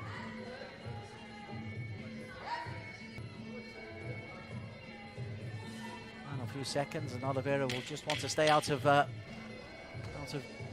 danger. Oh, another good left and a good kick. Korkmaz has shown exactly why she is world champion. Brave though Carla Beatrice has been, this is going to be a long final 2 rounds for her. That'll be a 10-8 first round score in favor of the Turk.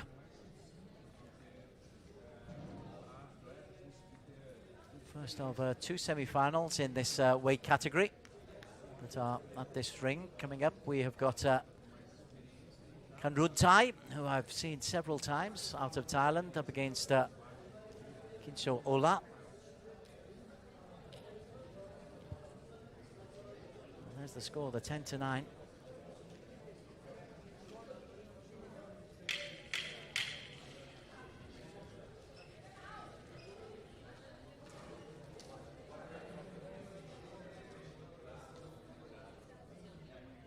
Checking the shin guards are in, particularly important, I think, for Korkmaz, because she relies so much on her kickboxing. She's got every advantage: height, reach, experience. Credit to Oliveira, she's hanging on, trying to do some work on the inside. Oof. First kick came from Oliveira, the next 4, 5, 6, 7, 8, 9 punches. That's finished. That's fair enough. Korkmaz was about to unleash, and there is a difference in class there, and Özlem Korkmaz is world champion for a very good reason.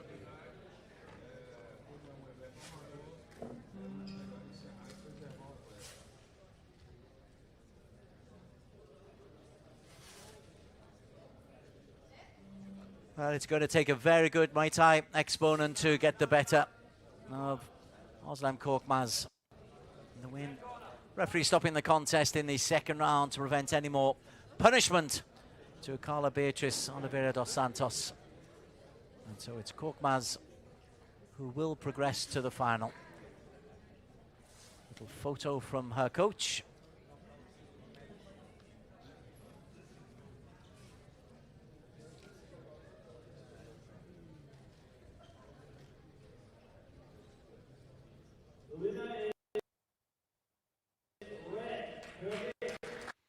Referee stopping the contest in the second round for safety reasons.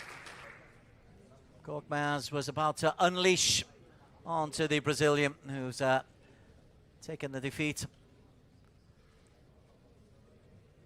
as she might well do in good heart. But Korkmaz marches on to the final and is a red-hot favourite for gold.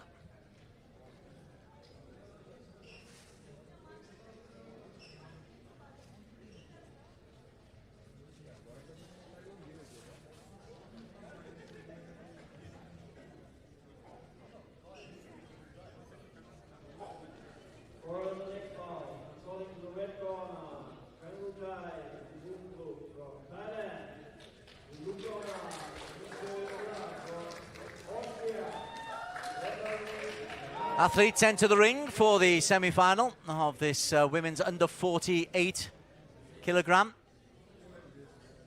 Muay Thai.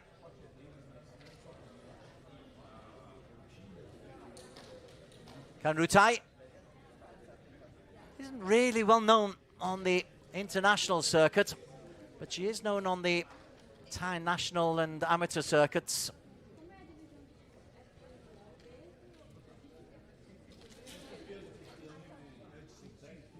She's appeared at regional stadium promotions in Bangkok, Chiang Mai and Phuket.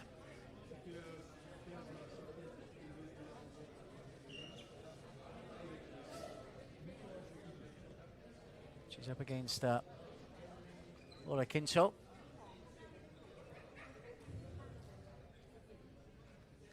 '20-year-old Austrian, who also is a kickboxing exponent.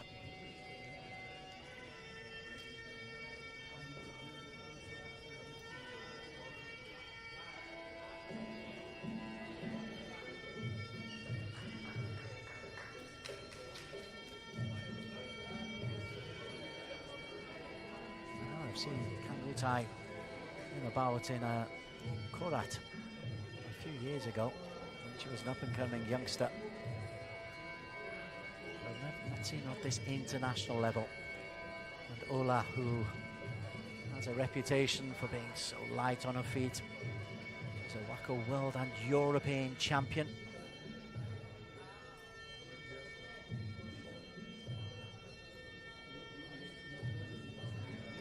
The Thai woman has a, as you can see, quite a height advantage, which can be incredibly useful.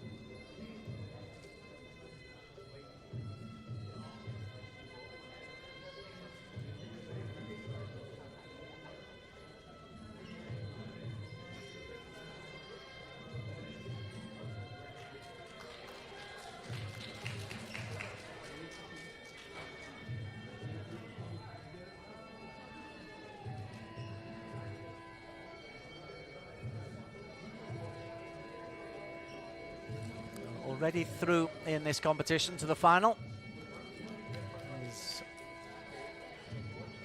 a highly impressive Aslam Korkmaz. A hug between MuayThai, all the shorter athlete, certainly the more decorated, the 20-year-old.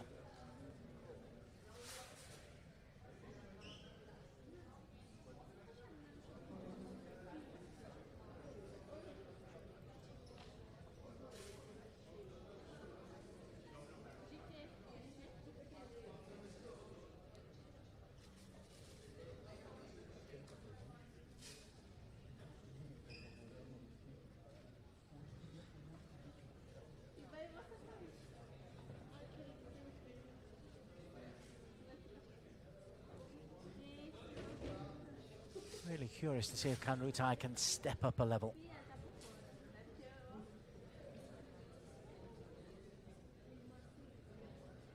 Straight into the semi-finals. Only 4 athletes who competed in this competition.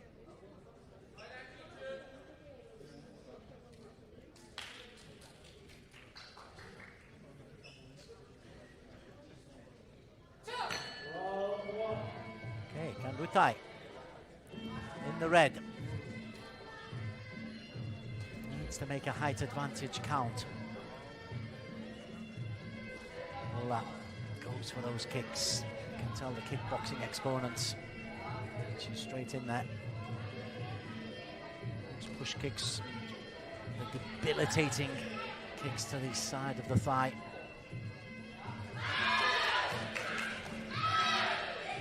Combination coming in and a good elbow on MuayThai.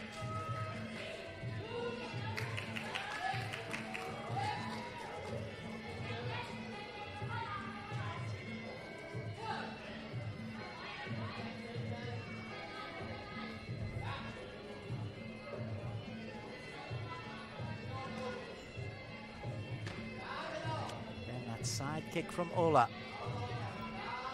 By the high push kick, but she hasn't been able to follow through with any combination as yet. A minute in, admittedly. MuayThai a slip rather than any damage. And so she's just trying to close down the space for MuayThai. Flying push kick doesn't quite land.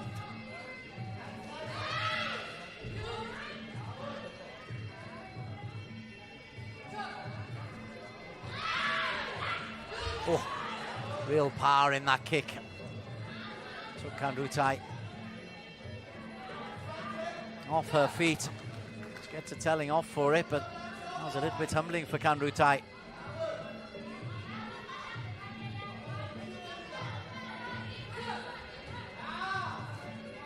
Again, those leg kicks to the side, debilitating for the Thai. He's falling a heap. It's nice and tidy, which will suit MuayThai. She doesn't want to give Ola the chance to really unleash her kickboxing. Telling off a piece now.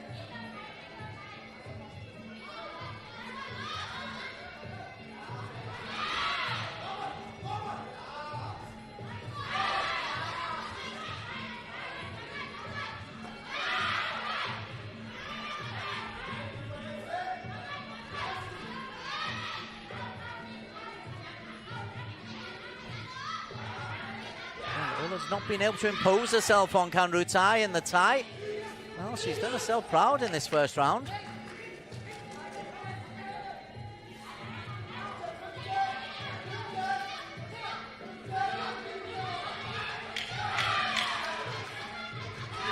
a few seconds. Judges have got a call to make on this one. Both women have had their moments where they've been on top. It's ended better for MuayThai, and see how quickly the seconds are in just to make sure she's okay. Oh.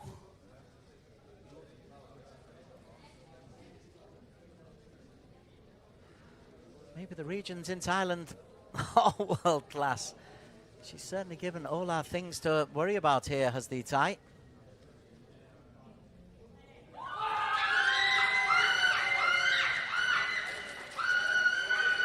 Plenty to worry about. MuayThai has taken that first round.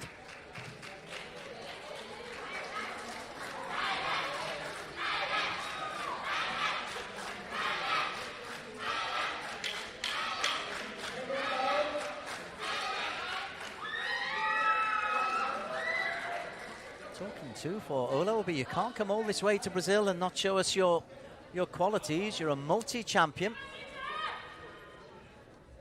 Giving away quite a height advantage to MuayThai, but well, an important 3 minutes for the career of Ola.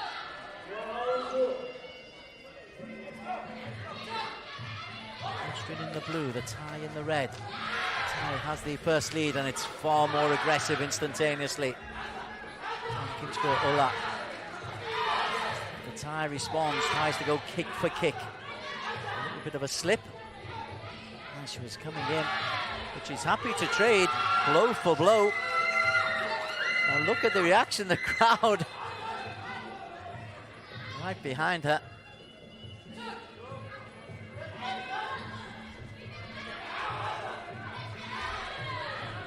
An aggression. A good knee that's well held and untidy.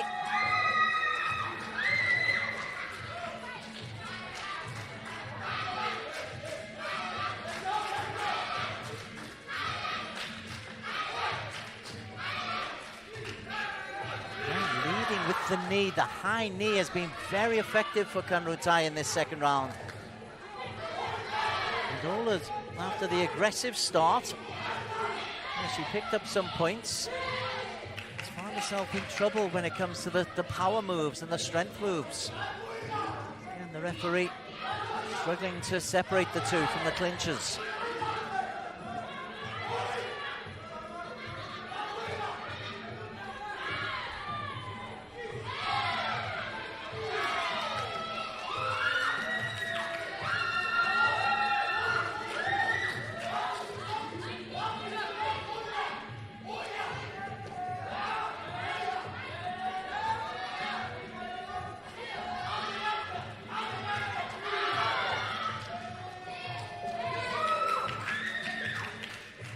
Minute to go, and still Ola's not really been able to impose herself on this bout. MuayThai, who took the first round, she's beginning to look a little bit tidy. Surely not overconfident. Those arms are very, very low. Almost a little bit of showboating from MuayThai.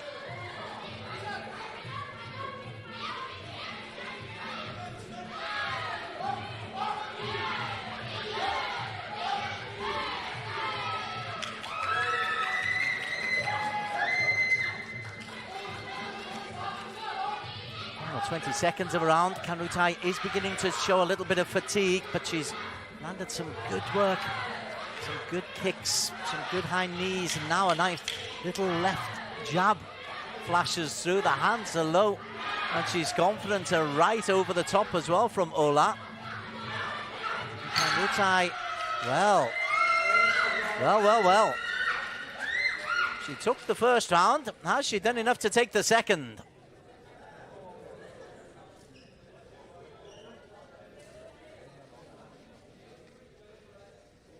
Big intake of air from MuayThai.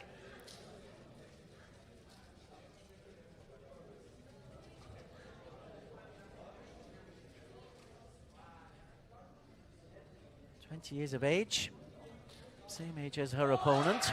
Right then, we're all square. I think the start of that round, the first minute from Ola, she landed enough punches and enough kicks to get herself level. So everything to play for. A place in the final awaits the winner of this next round.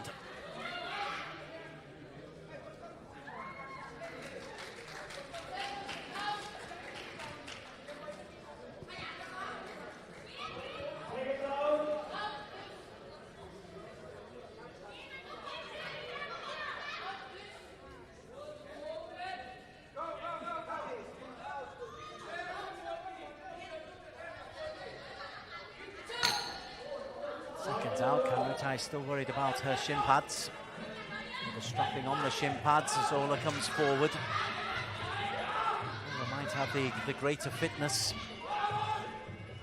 MuayThai, in the early stage of this round, is not backing away, but she was caught there, and then there's a flying knee attempt by Ola.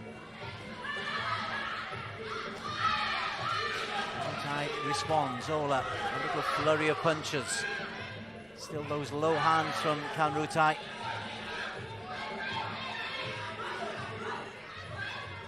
And she's backed into the corner.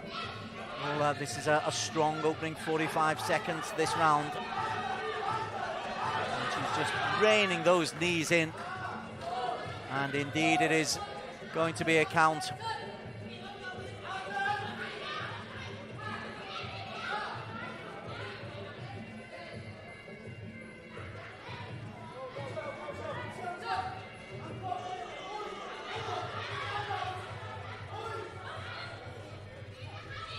I think fatigue is really kicking in now into MuayThai.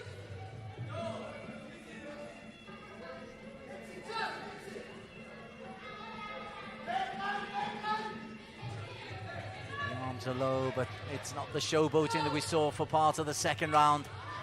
Good high kick, MuayThai. Now on the receiving end, will try to battle her way out of this dangerous situation, but with a minute 20 to go, it's looking good for Kinsho Ola. The Austrian looks like she's been able to turn this one round.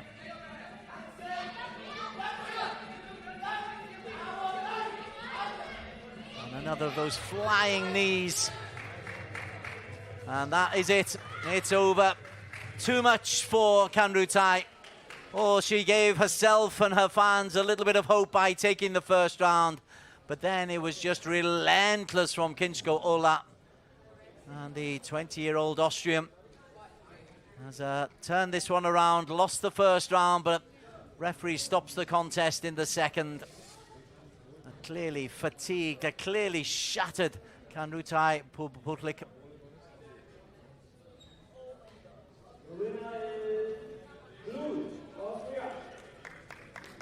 Blue goes into a highly anticipated final. We'll take on Özlem Korkmaz. Brave effort from MuayThai. Congratulations to Kinsho Ola.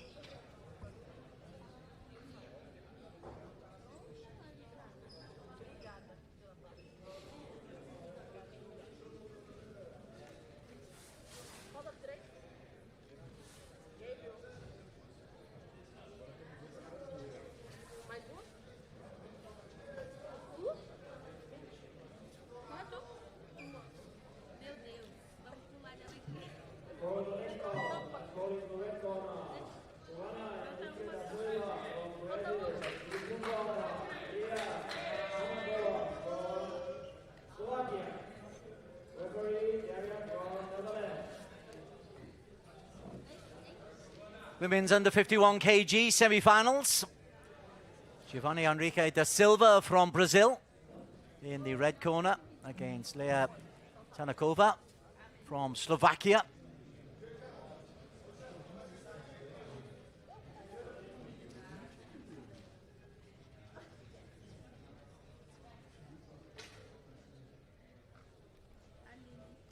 Tanakova, a European champion, earning global recognition early in her career, winning the WACO Junior European Championships.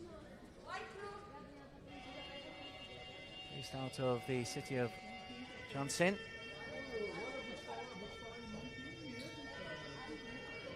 Going to be explosive, but she's giving up a bit of height here to Giovanna. Go through the Muay Crew. Pre-Muay Thai tradition, showing respect to teachers and elders and the sport.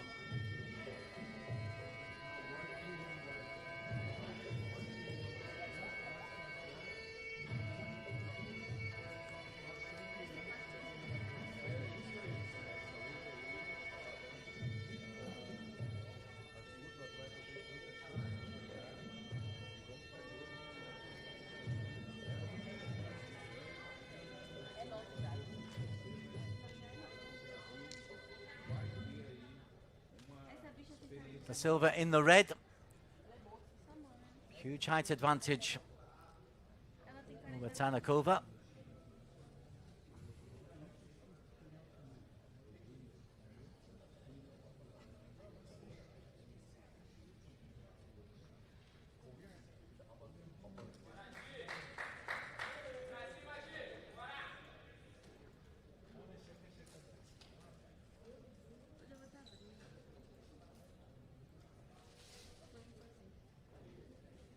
Waiting in the final is Laksika Kanchana from Thailand.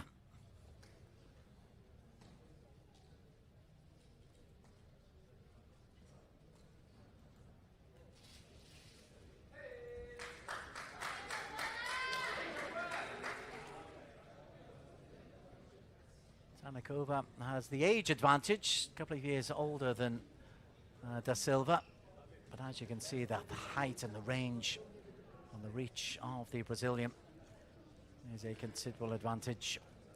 Nonetheless, Tanakova, as a junior, the people of Slovakia very excited about her career. Big hug from the coach. Good luck.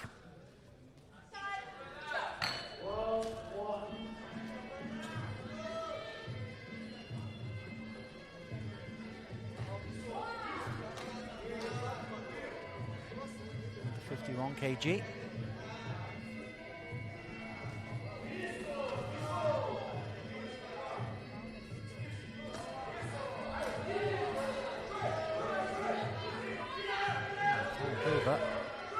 Aggressively backs Da Silva into the corner, and then she tries to do her work with the high knees into the midriff, into the body.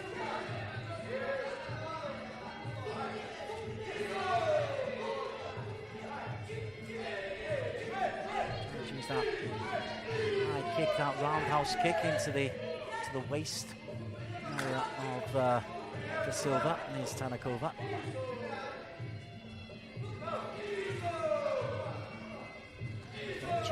Brazilian into the corner, not allowing the Brazilian to use that extra reach, and then tying her up.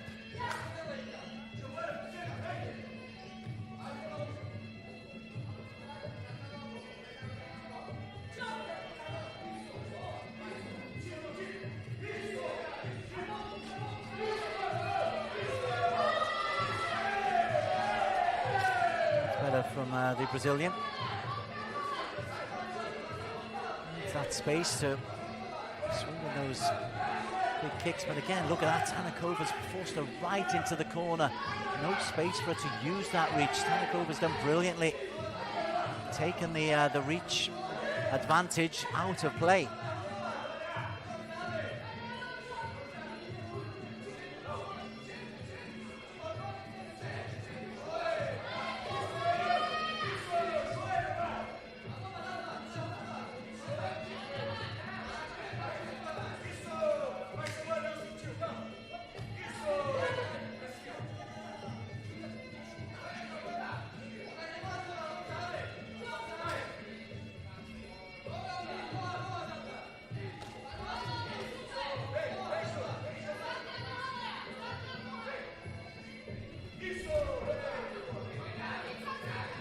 From the Brazilian.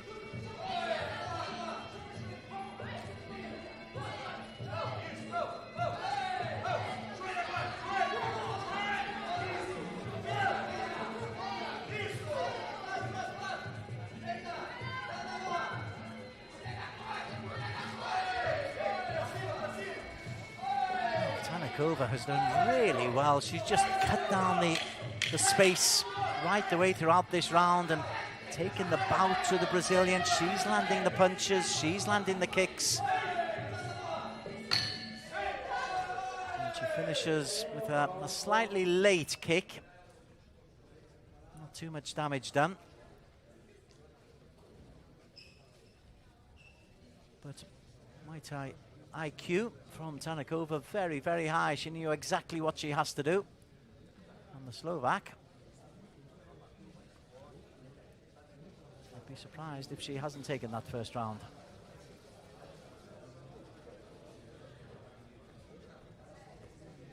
Indeed she has. So somehow the Silva has got to stand her ground, force her opponent back, and make use of that reach, get those shots away before Tanakova can get inside.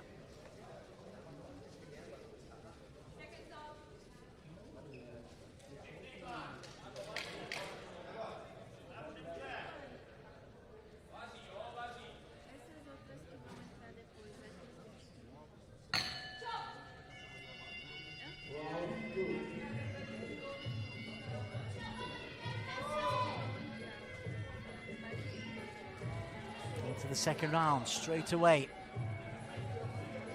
To repeat, Tanakova just able to get into the space that De Silva wants to utilize.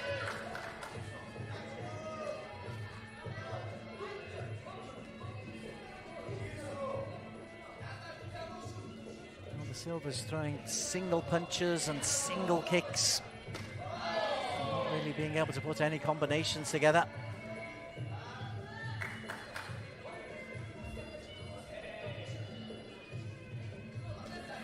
Tanakova follows through, sways back, follows through the right, and a great left right onto the nose there, and that staggered De Silva.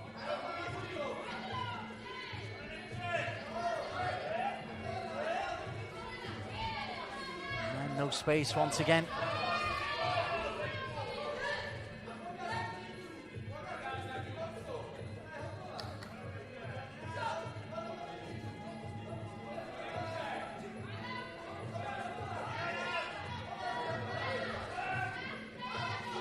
It always seems to be the Brazilian against the ropes, or the Brazilian in the corner. The space has just been closed down. It's really clever tactics from Tanakova.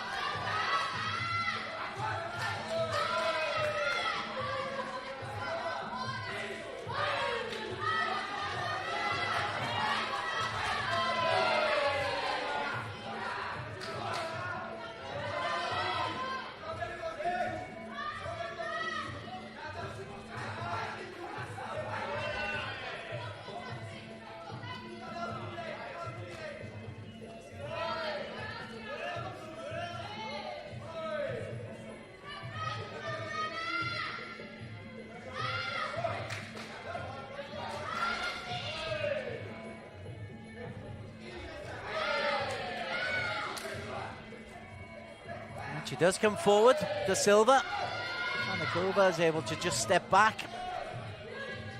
Once the punch has faded, she'll step forward into that space. Very impressive, Tanakova. It's not spectacular.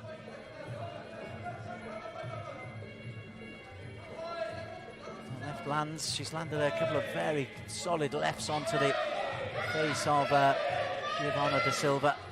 And again into the corner. That time there's going to be a standing count.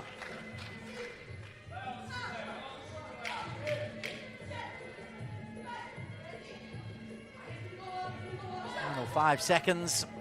It's another round for Leah Tanakova.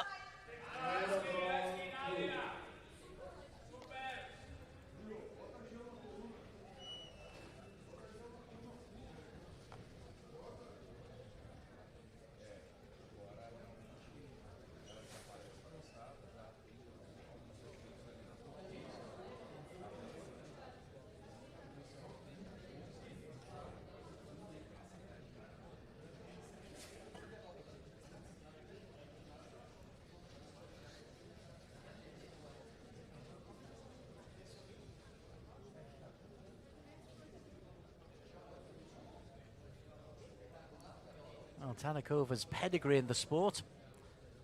Absolutely there. Junior European champion. Regular force in Central Europe's Premier Combat promotion called the PML, the Professional Muay Thai League.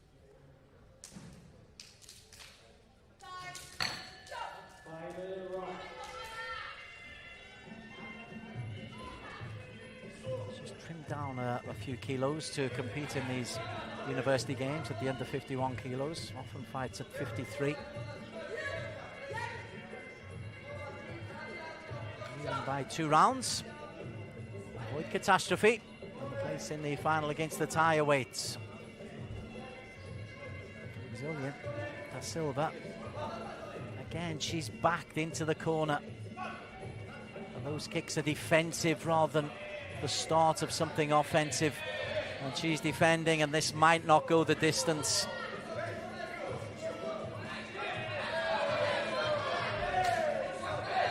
Tanaková again just forces her opponent into the corner, wins all those physical confrontations. Very secure in her defending. Steps forward, pushes Da Silva back again into the corner. 2 minutes to go. I think Da Silva, real ambition will be to finish this bout. Makes that left kick on the arm. And the spinning backhand nearly connects. One does connect from Da Silva.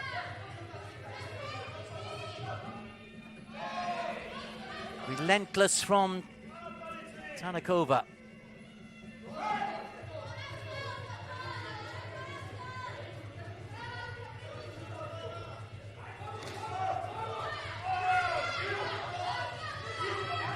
That's better.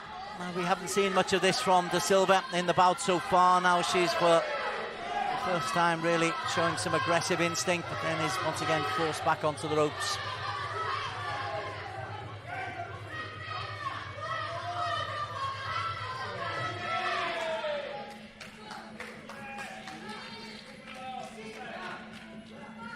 Second standing count.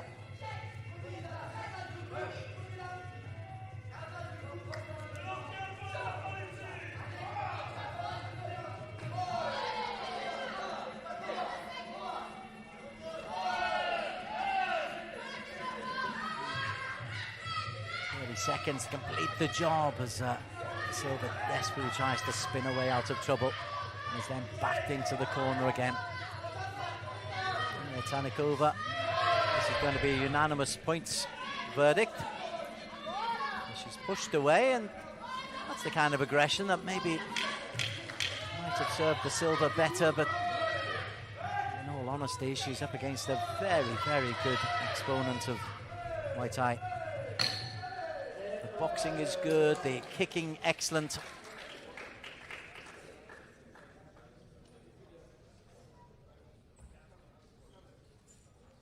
And a comprehensive victory, that'll be unanimous for Leah Tanaková.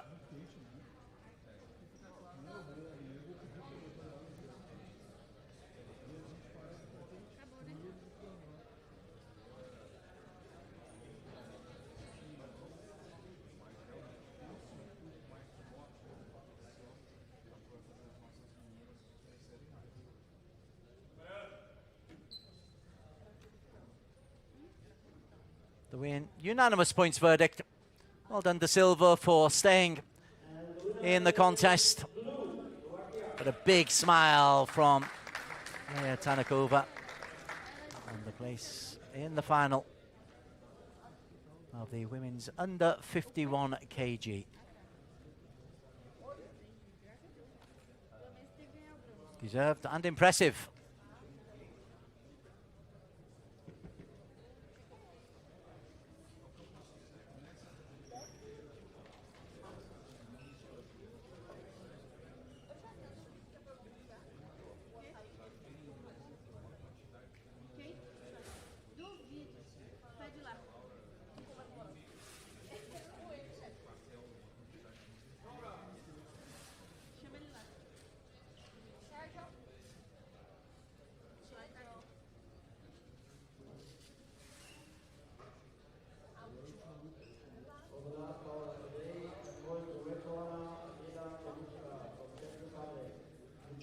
semi-final in the women's under 63.5 kg. Adela Kolinska from Czech Republic in the red against the Brazilian. Although there is no appearance from the Brazilian. Laura da Silva.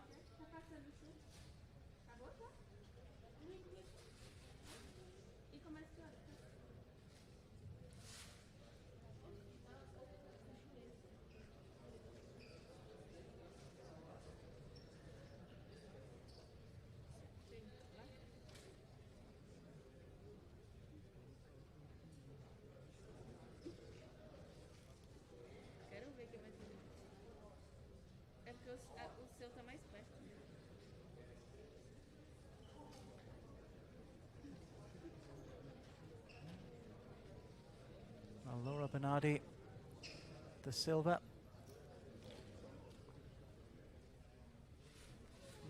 A no-show in the blue corner.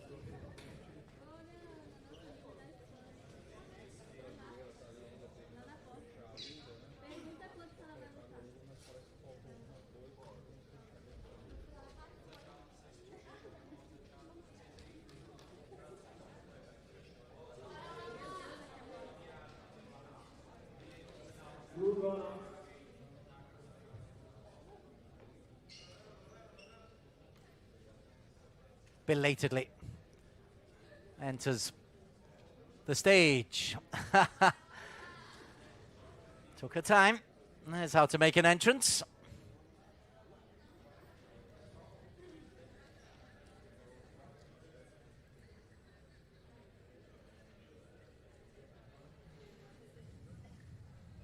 Adela Kolinska in the red. Silver medalist at the 2025 IFMA Under 23 Championships. And challenged for the European title in 2024.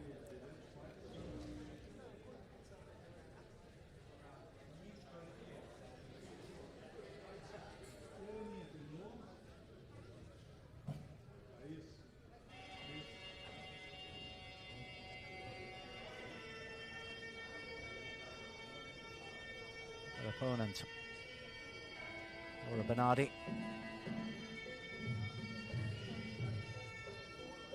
Fight out of the Kaizen training camp alongside Bruno Rafael de Oliveira, who we saw earlier on. Despite the same name, no relation.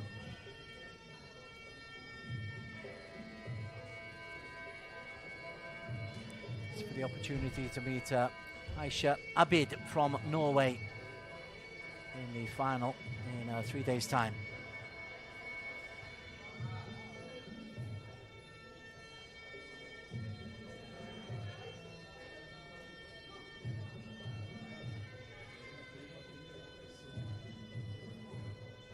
Athletes performing the white crew, and tall figure of Adela Kolinska.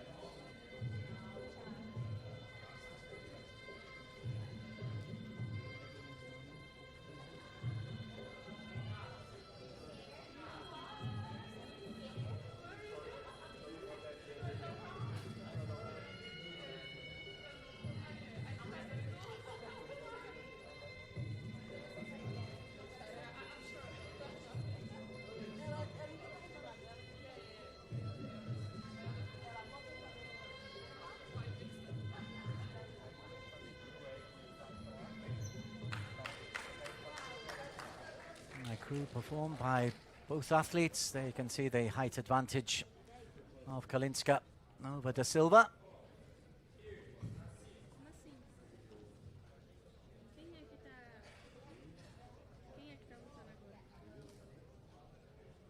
Three 3-minute rounds. Place in the final against Aisha Abid at stake. Women's under 63.5 kg.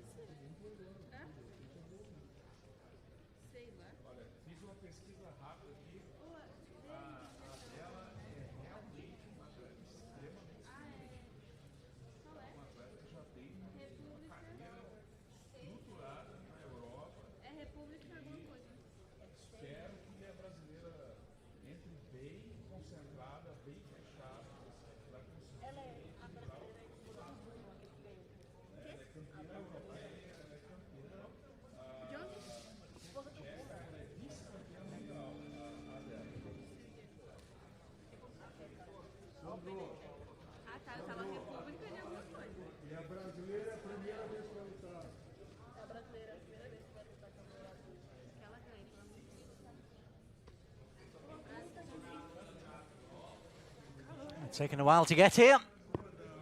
At the semi-final, Kalinska in the red.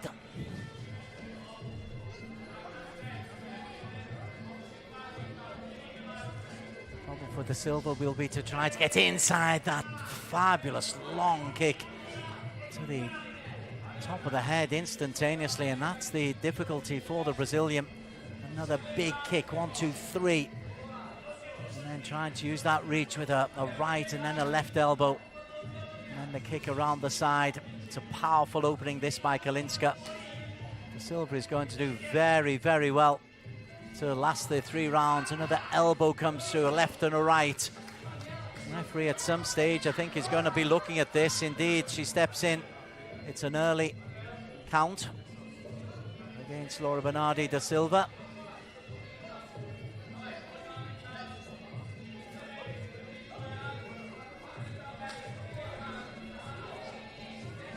Kalinska has gone right from the very get-go, and that's a second count.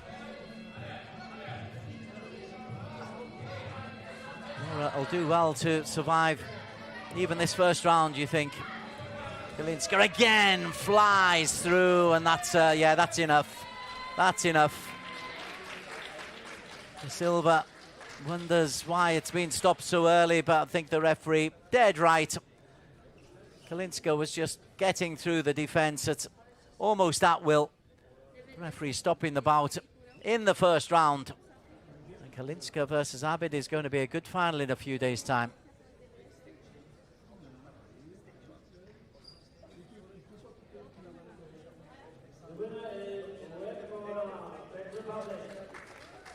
Victor, as expected, Adela Kalinska, but in mighty impressive style. Was aggressive right from the start, took the bout, and earns a place in the final on June the 12th against Aisha Abid.